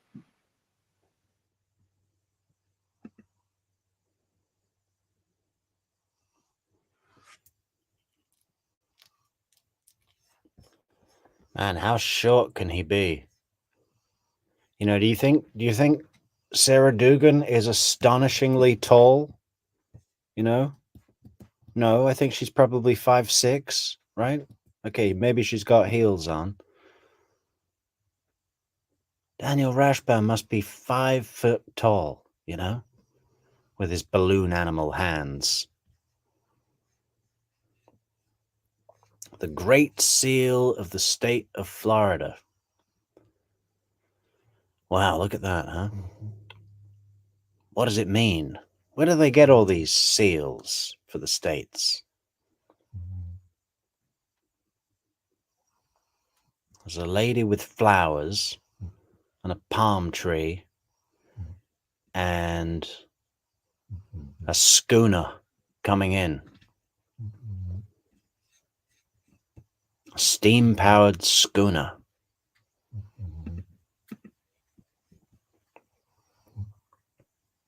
What if Jeff Lacasse is Wendy Adelson? Wow, when they arrest her, she just pulls off the mask and it's Jeff. We're back to the movie plot, Bob. That's a different film, though, but I like it.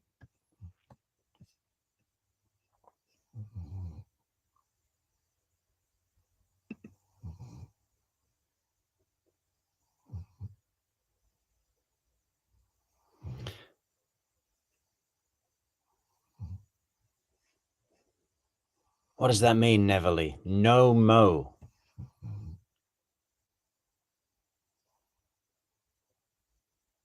Like no more? Because he's just in prison garb?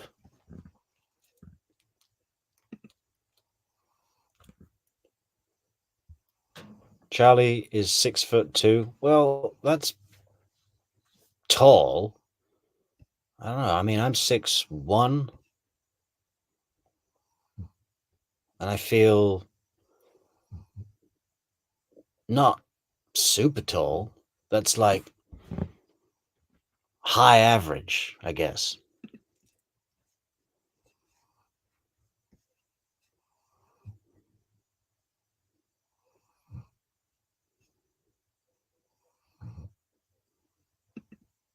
Does everyone just go to Montana these days to pick up chicks? What's going on?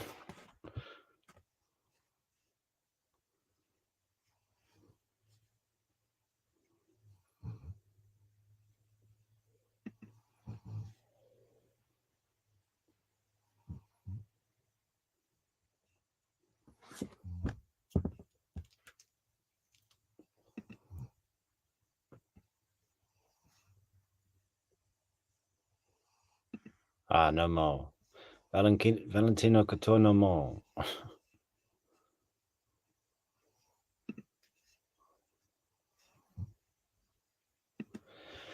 Well, we need something to fill out this last 20 minutes, guys. What have we got? Have we got another witness? We've done Ryan.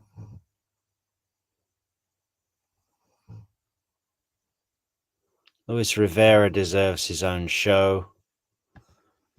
Yeah, okay. So, Wendy.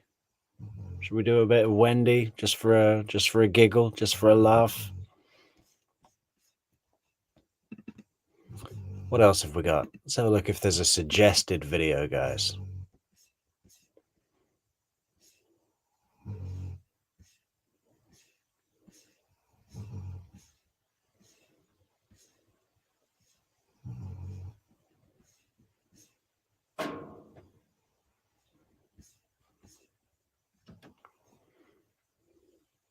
How about a jailhouse call?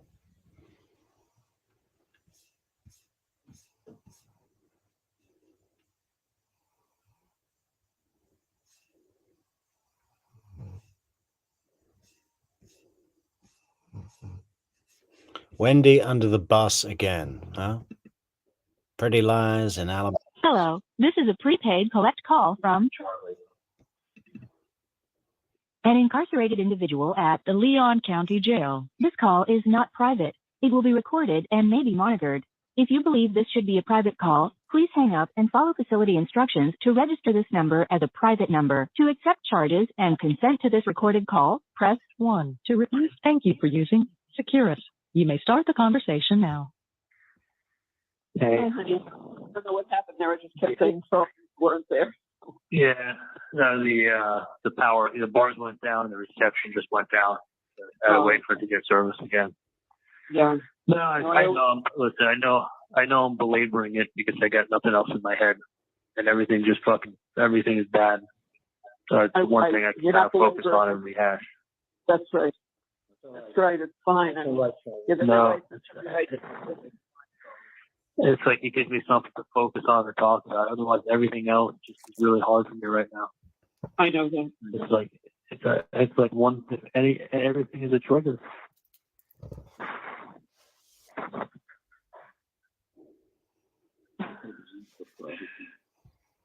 I don't even know what to say. I just I've never been like this, but it's like usually I can always focus on something. This is I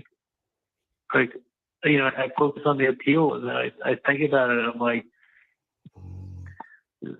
check out your last name, check out where you are. Yeah, I try to focus on the appeal, and then I realize that I have no grounds to appeal because I keep saying how great my attorney was, the judge was faultless, the prosecutor was bulletproof, and the damn jury all have integrity. Didn't have one fucking juror with all the guns that he brought out of blazing, with all the work that was put into it, with everything that you fucking brought to the table. You couldn't get one. You couldn't even get them to deliberate. You couldn't even get them to. Dan was telling them what wires to listen to, what time. They didn't have to listen to the whole wire. Go to 3 minutes and 36 seconds. No. They weren't even listening. They weren't even taking notes. Their minds were made up. Dan was telling them to go to this wire and to play the wire and hear it for themselves at 3 minutes and 34 seconds. You know what Georgia did? She had a photocopy of the transcript with the words highlighted. So you could read it on the screen for yourself right there. You didn't have to go back to the jury room. Read it right now. I'll read it to you. I almost feel like you there? No. Yeah. I almost feel like Dan should have had if Dan made it for a 5th grade level, he should have made it for a 3rd grade level. He should have had the photocopies with the highlighted words saying, it's not done like this. I know for a fact. In Tallahassee, so Dan made it for a 5th grade level, but he should have made it for a 3rd grade level or a Tallahassee level, which is -1 grade level. But everything they explained away. Yeah, but they heard that. They actually heard that over and over. It's just, I don't know what didn't penetrate. I don't know. I think the case got dumbed down to she's showing up at the scene of the crime. You're telling me she didn't know. If she knew, then they're involved. If she wasn't showing up, okay, I could believe it maybe, but her showing up is the icing on the cake. And that's why they opened with it, and that's why they closed with it, and they even gave their simple explanation, which is she couldn't help herself. And look, 99 out of 100 times, if, in a case like that, I guess it would make the most sense, except that's not what happened. But I think... Yeah, right, Hugh Hefner. Their calls are so damning. Their calls are so... He might as well be on there going, we got caught, and they know what we did, and it's Wendy's fault, and I'm thinking about telling them everything I know about Wendy's involvement. I mean, he practically saying that anyway. And I just have this vision every time I hear these of Georgia Kappelman sitting in her nice big law office desk, you know, take the bottle out of the drawer, put your feet up, and listen to these calls at the end of the day. She must absolutely love listening to it and just laughing, you know, cracking a smile with Sarah Dugan and the whole team, the whole gang, you know, just sat around the CD player or whatever, listening to these calls. So funny. So funny. The jury could grasp a hold of, you know, between that and the TV, they had two things that were coincidences that you really don't have explanations for. Yeah. And it was the day, and it came up the day of the murder and the day of the bump. Why is everybody talking TV talk? You see, Charlie has to maintain to himself, to his mother, to anybody who will listen, that he did a perfect job. And it was Wendy's actions, going to the crime scene, buying the bullet bourbon that they just couldn't come up with an explanation for. So he's lost, but he still needs to say, I won, and it was because of someone else that I lost. You know, it's just unbelievable, the depths of this guy's narcissism and self image. You know, it cannot be shattered. He won't allow it to be shattered. Well, you're going to have your jaw shattered, Charlie, okay, in prison. You know, you're going to be picking up your teeth out of the urinal, okay? Your teeth in the urinal. If you want your teeth back in your mouth, you have to go into the urinal with your fingers and get your teeth.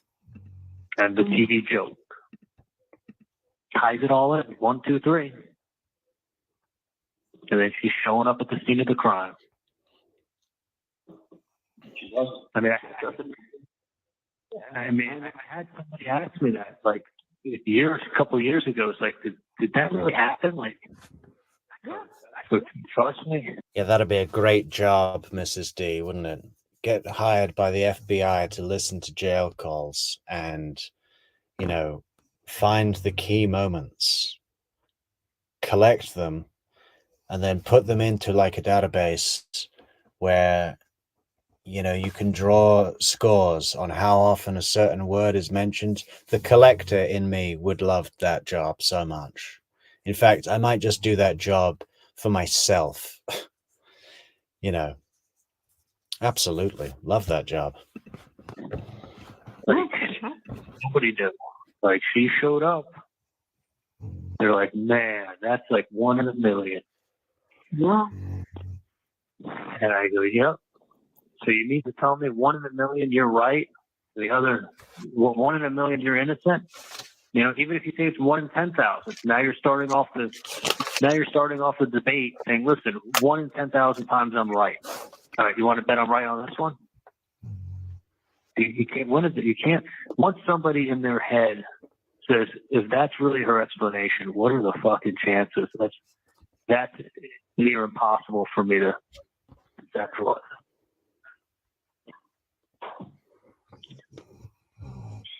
I guarantee you, if they pull jurors, that's going to be the thing that's stuck in their head, that they knew right then and there it was either a coincidence or it was a lie. And the coincidence has to be 1 in 10,000. And maybe they're sitting there saying it's one. I'm saying 1 in 10,000. Maybe these dudes are saying it's 1 in a million. You got to be a part of it. Showing up at the, you know, they always say like an expression. It's like you showed up at the scene of the crime. Right. Like they always use it in like detective movies and like it's live. Like you're at the scene of you showed up at the. Yeah, Mrs. D, I've been reading your paper on Russell Williams. Very interesting stuff, and I'm working on how to read it into one of the shows, but I might need to slightly modify a couple of bits, but I hope that's okay. Just because to make it read better for how I talk, if you know what I mean. But yeah, we want to get on to the Russell Williams case. We're on Adelson's for the moment. You know, it's the anniversary coming up of Dan Markel's death, so I feel like we should be here right now. But probably before Donna Adelson's trial, we're going to be on Russell Williams. We're going to be looking into Jim Smith.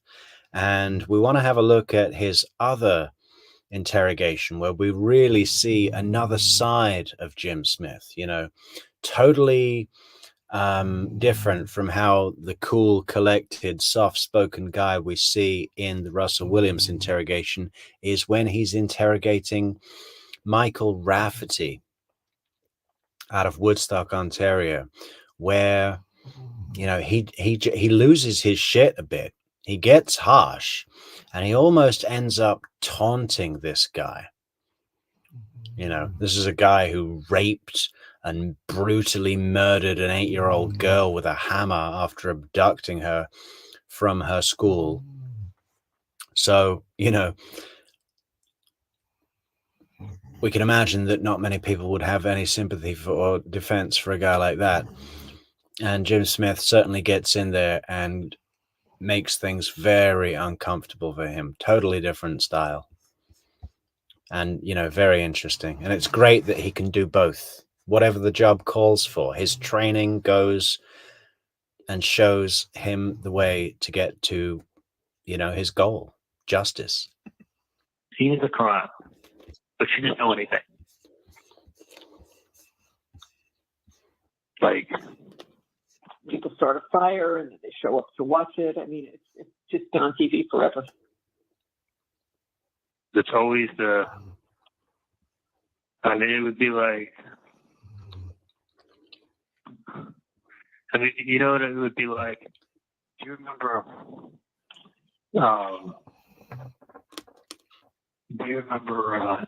that Mafia guy in New York, Paul Castellano? Oh, here Charlie goes on with his Mafia trivia, right? This guy's obsessed with looking at The Sopranos, looking at Goodfellas, and finding these little money schemes that the mob do and thinking that he can do it in his own business, you know? And he did quite successfully for a while, but then he thought maybe I could pull off a murder plot, and that backfired, didn't it, Charlie? What's the last name? Castellano. He was shot in or out of Spark Steakhouse in like downtown Manhattan. Oh, yes. Okay, I didn't remember the name. It was like that's when John Gotti became like the head of the Gambino crime family. Is when Paul Castellano got shot, and they did it like he was in like downtown Manhattan and Spark Steakhouse. I just seen it on the news enough. That's all I know. Wow. But that's it was like real violent, and it was like he was either getting out of his car or walking into his car out of the steakhouse, right? Yeah. And that would be like saying somebody who absolutely hated Paul Castellano, like who had beef with him of some sort. Oh, that's great to hear that Leo gave you some great feedback, Mrs. D.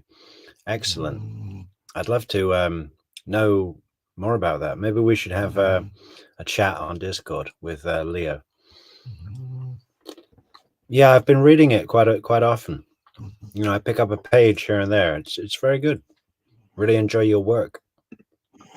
Like, who lived, 15 miles away, like pulling up at the scene 30 minutes later. Or even like being there while this actually happened. Right. Like sitting in the restaurant while this happened. And like, it's one of those things where you go like, okay, like this guy's getting that this is happening. Manhattan's a big city. Okay, why the hell was this guy here? You could say, well, he was eating dinner the same night at the same restaurant. Okay, maybe. But, like, he was going someplace. He was going to a liquor store, past 4 liquor stores, took alternate routes, and ended up right there at that time. Like, that's a good story. Like, that sets the tone for everything else. Like, that puts a bad taste in your mouth. Yeah. Does. You know,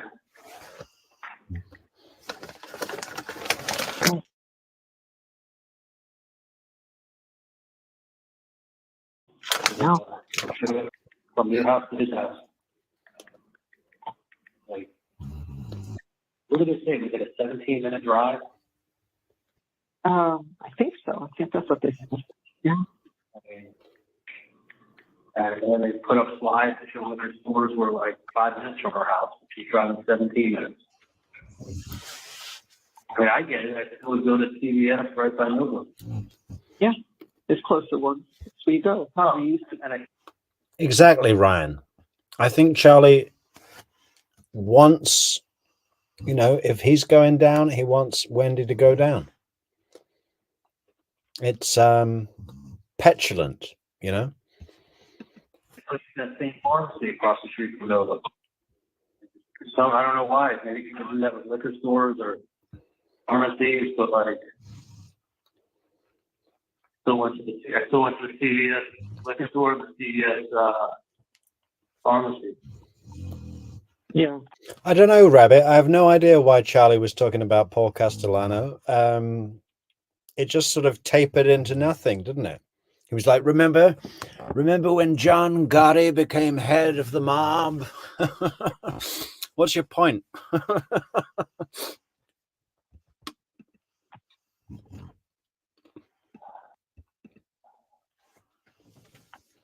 But anyway, I mean, like, what I'm just saying is, like, if I ever were to get an appeal, and listen, Dan told me this. I'm sure he told me the same thing. He said, you know, appellate lawyers are expensive. You know, spend some money on the appellate lawyer, but don't look to spend a fortune. Yeah, Black Eagle. I think Wendy, you know,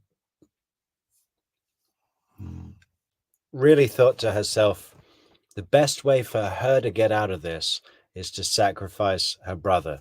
And it was a no-brainer for her. There was no, ooh, do I want to do that? It just seemed like a good idea. So she was like, well, the only person I could think of is my brother. But I don't think my immediate family did this. My extended family, different story. You know, that's the reason she told Jeff Lacasse that Charlie had looked into a hit. That was not discussed with Donna and Charlie. It wasn't like the Adelsons said, okay, Wendy, this is what you need to do, Wendy. You need to tell Jeff Lacasse that a year ago, Charlie started looking into a hit. That was her move so that Jeff could, you know, say that to the police, along with Jane saying, Jeff, you know, Wendy just created this whirlwind. Look every which way, every way the other way, while I go to Miami. Because, you know, hope, you got to give yourself some hope. It's going to take a year and a half, 2 years. And maybe something will happen, and maybe someone will write something about the case. Something will come forward. Then you got to get a new trial. And I always, you know, what sickens me is that a new trial. Why are you going to have a new trial? You've had your trial. You get one trial. Unless the judge was biased or your lawyer was ineffective or the jury were compromised or the prosecutor was crooked, you're fucked, mate. Okay? There's no new trial. He's like, yeah, maybe in a few years, someone will write something about the case. and then we'll get a new trial. Yeah, well, when are you going to give up on that dream? You know, you're 47 now. So let's say you give it 5 years waiting for someone to write something about the case. I tell you what, Sonny Jim, a lot of people are writing about the case. A lot of people are talking about the case online, and they're all saying one thing, right? They have no perspective of what anyone, all of the millions of people that are looking at this case pretty much see one thing. I think this is one of the least divisive cases that there are, right? Pretty much everyone's in agreement. Apart from one or two complete freaks that say the Adelsons are innocent. You know, usually with a case, even a high-profile case, there's division, right? There's very, very little division with the viewing public when it comes to this case. Everyone's on the same page, pretty much. Am I right? Not me getting a new trial, like most people who are on appeal to get new trials or whatever. Nobody really knows about the case. There's an old case, or you pick a jury, you show up for jury duty, you don't know what the hell case you're going to get on. This would be a surface times two.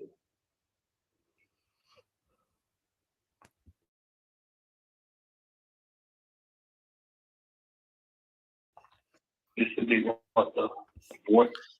So what are you saying, Rabbit, that the family knew that Wendy was a psychopath? How would they know? Because she was murdering gerbils, or what? Pulling the ears off the family bunny. The surface again, big surface. I mean, you would have to get moved out of Tallahassee, but the surface will travel. And oh yeah, well, Marcella Abel. Wendy absolutely played Charlie and doesn't give a fuck about him. Excuse me. Doesn't give two shits about him, right? It's so clear. And there's no regret. There's no remorse. There's no, oh man, my brother went to jail forever. Maybe we shouldn't have done this. There's none of that. Not one bit.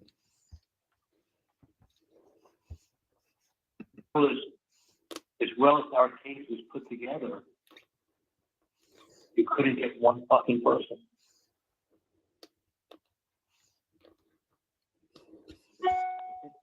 You couldn't even get the jury to pay at any time. They already decided. I mean,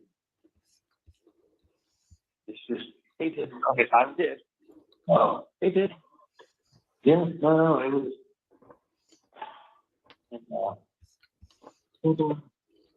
As you know what I was thinking. Remember to leave a like on the video, guys. We need a few more before we close. And subscribe to the channel if you haven't already. We've got loads more content coming out. If you want to support the channel, there's a link to buymeacoffee.com in the description. And then on the YouTubes, there's super thanks, super like, super sticker, super chat. Very nice. And thank you very much. We've got Patreon coming out in a couple of weeks. They're getting back to us.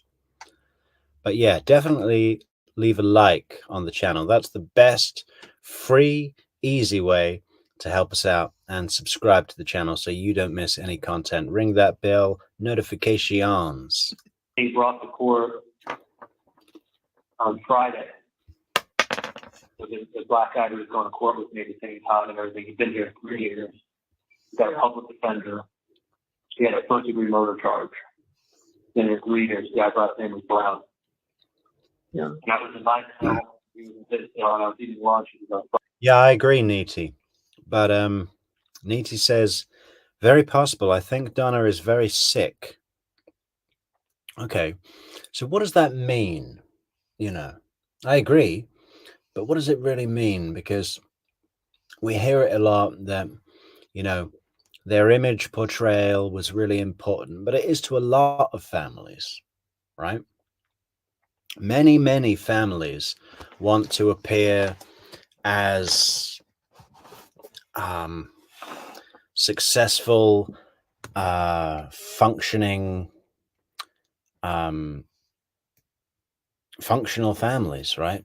Not dysfunctional families like most families are, you know, but many want to give the appearance of being, you know, successful, loving, and together, and all of the rest of it. But with this family, there's some extra stuff going on, isn't there? I still think that there's some sexual element. I just don't trust Harvey. I wouldn't trust him around any child ever. You know, watch that man. I don't know. And the way Charlie and Wendy have this weird thing, you know, and Donna and Charlie, everyone's got this kind of, there's a sexual undercurrent all over the place with this family. And where is that coming from? What is that about?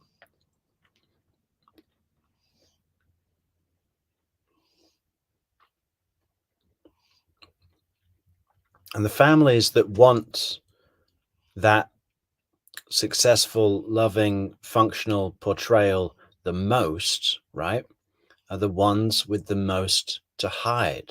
Is that not how it works? Like, the bigger your secrets, the bigger the need for the portrayal, right? That's your defense. That's the defense. Which is why Donna couldn't handle being a distant grandmother.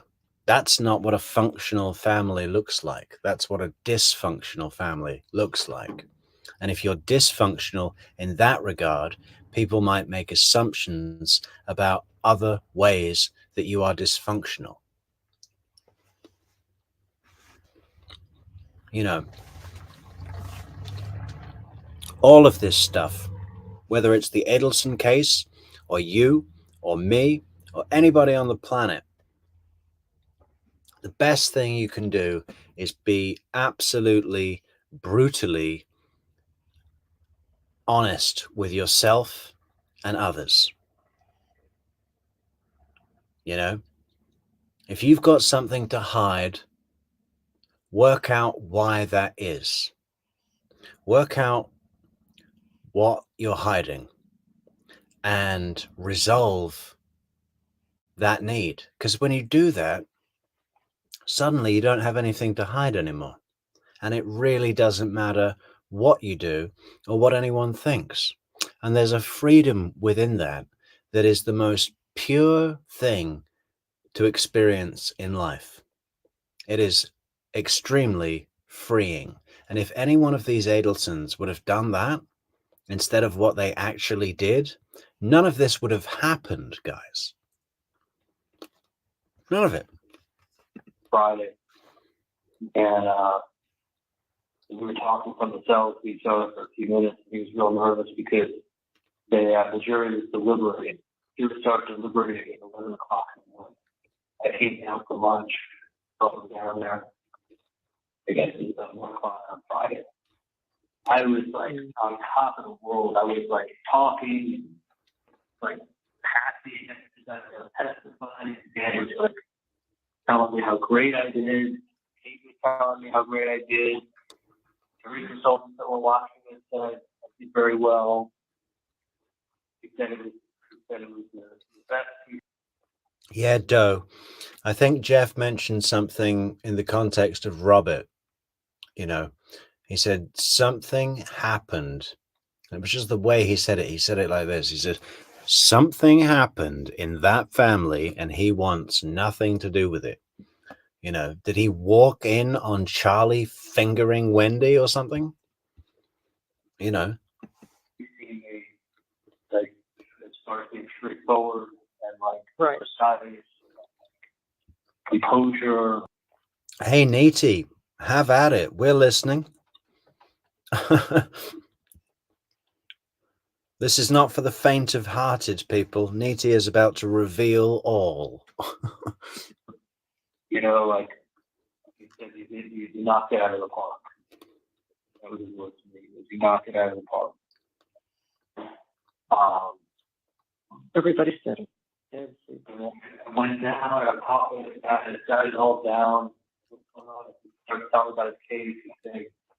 He had he's got his girlfriend, his baby mom, his ex-boyfriend. She also has a kid back in.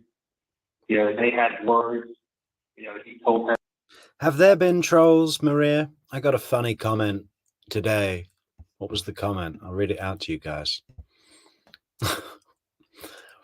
I really didn't know how to take this. I was like, oh, where's the comment?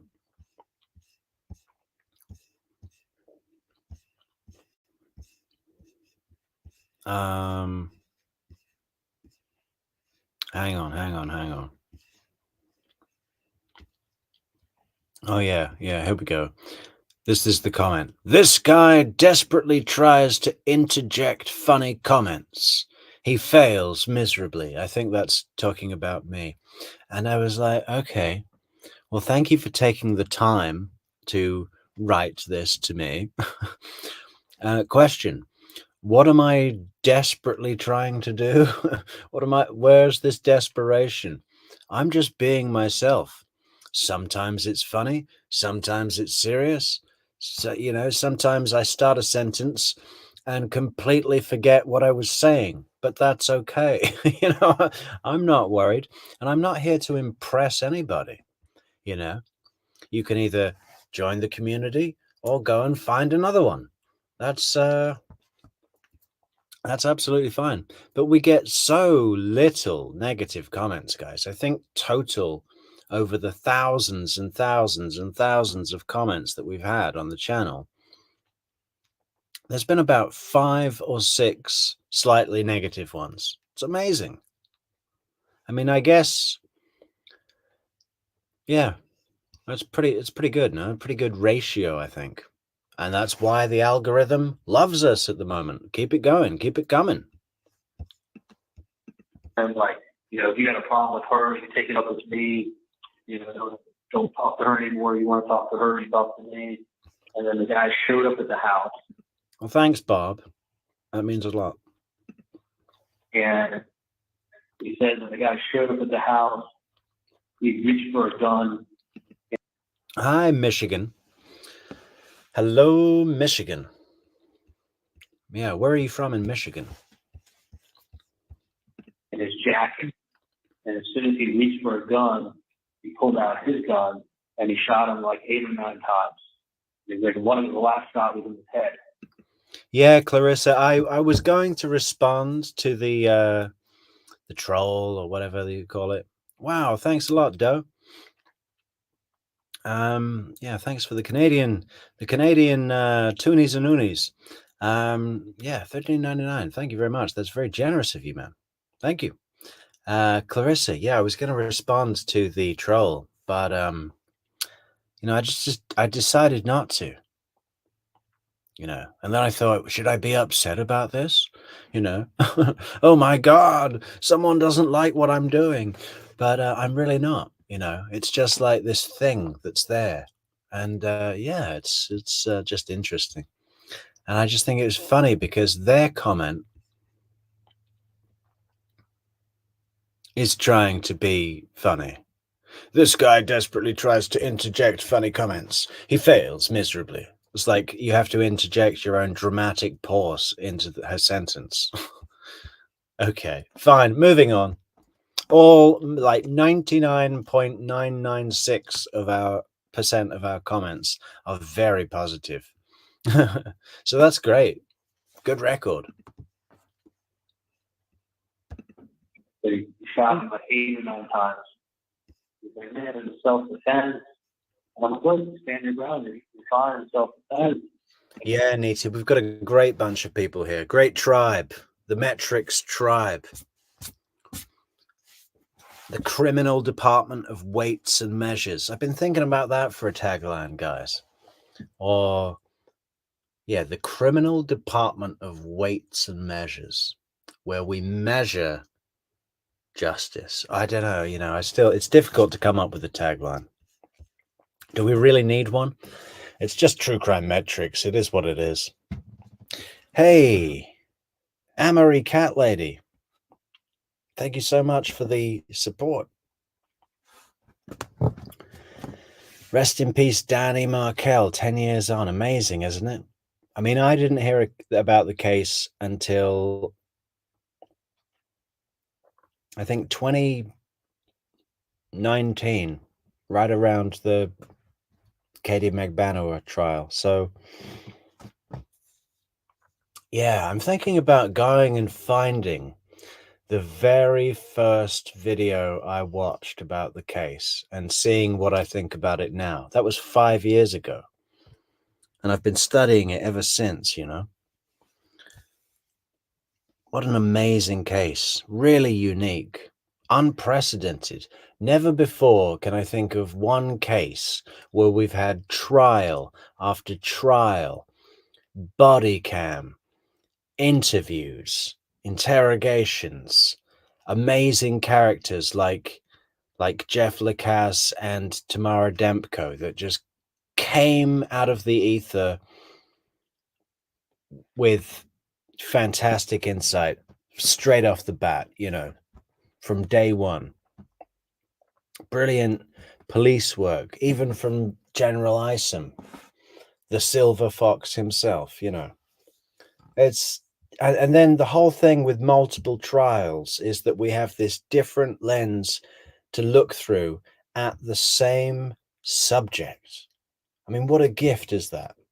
If you're lucky, sometimes you get a retrial of a case and then you get a slightly different lens, but it's pretty much the same usually. Just maybe the defense lawyer will try a bit of a different tactic, that sort of thing. But the evidence against the accused will be pretty much the same. The witnesses will be pretty much the same. But with this case, with each defendant, we get a different array. You remember with Katie McBanower's trial, there on her retrial, there was a real focus into her jobs in the club life. They brought in some of her managers. There was a focus on her friends. They brought in Yindra Velasquez Mascara. They brought in Jessica Rodriguez. We've still got to do those two guys. We know Fancy will like the Jessica video we did. Maybe we'll get to that one this weekend.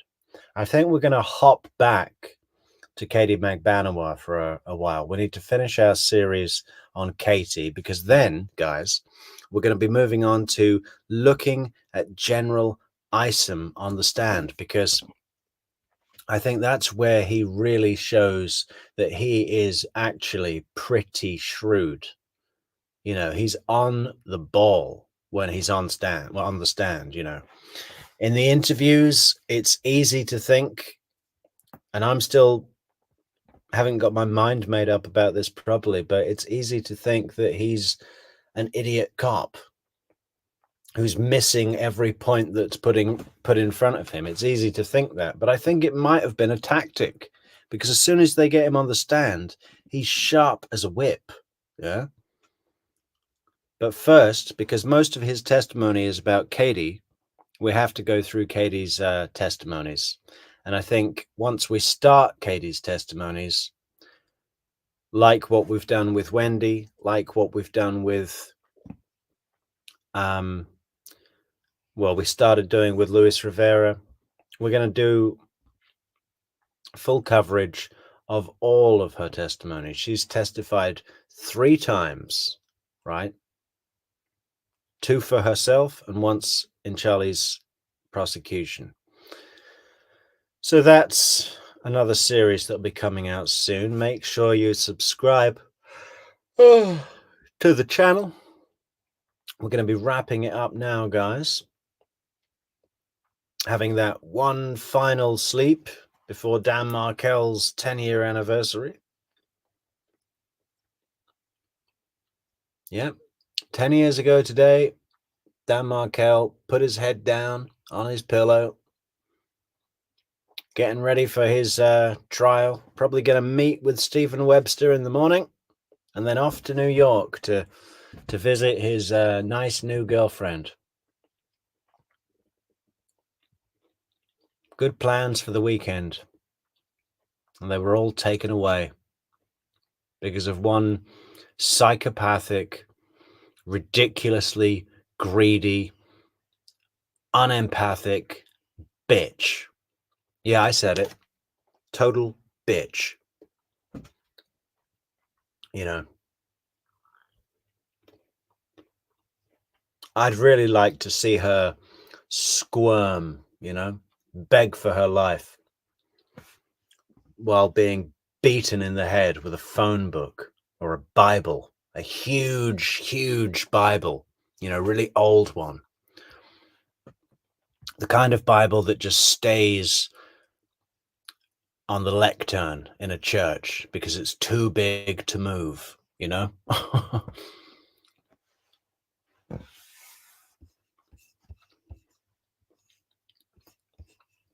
Okay, guys, many thanks for all of the support, the likes, the subscribes, the super stickers and everything. You guys are great. We'll catch you tomorrow. Be kind to each other. Don't be an Adelson. Work on being absolutely honest with yourself and other people. If you've got a problem in your life, look at what's behind the problem. What need are you trying to fulfill? And then find another way to let go of whatever it is that need is telling you. You know, let yourself out of the cage, be free, be well. We love you all. Good night.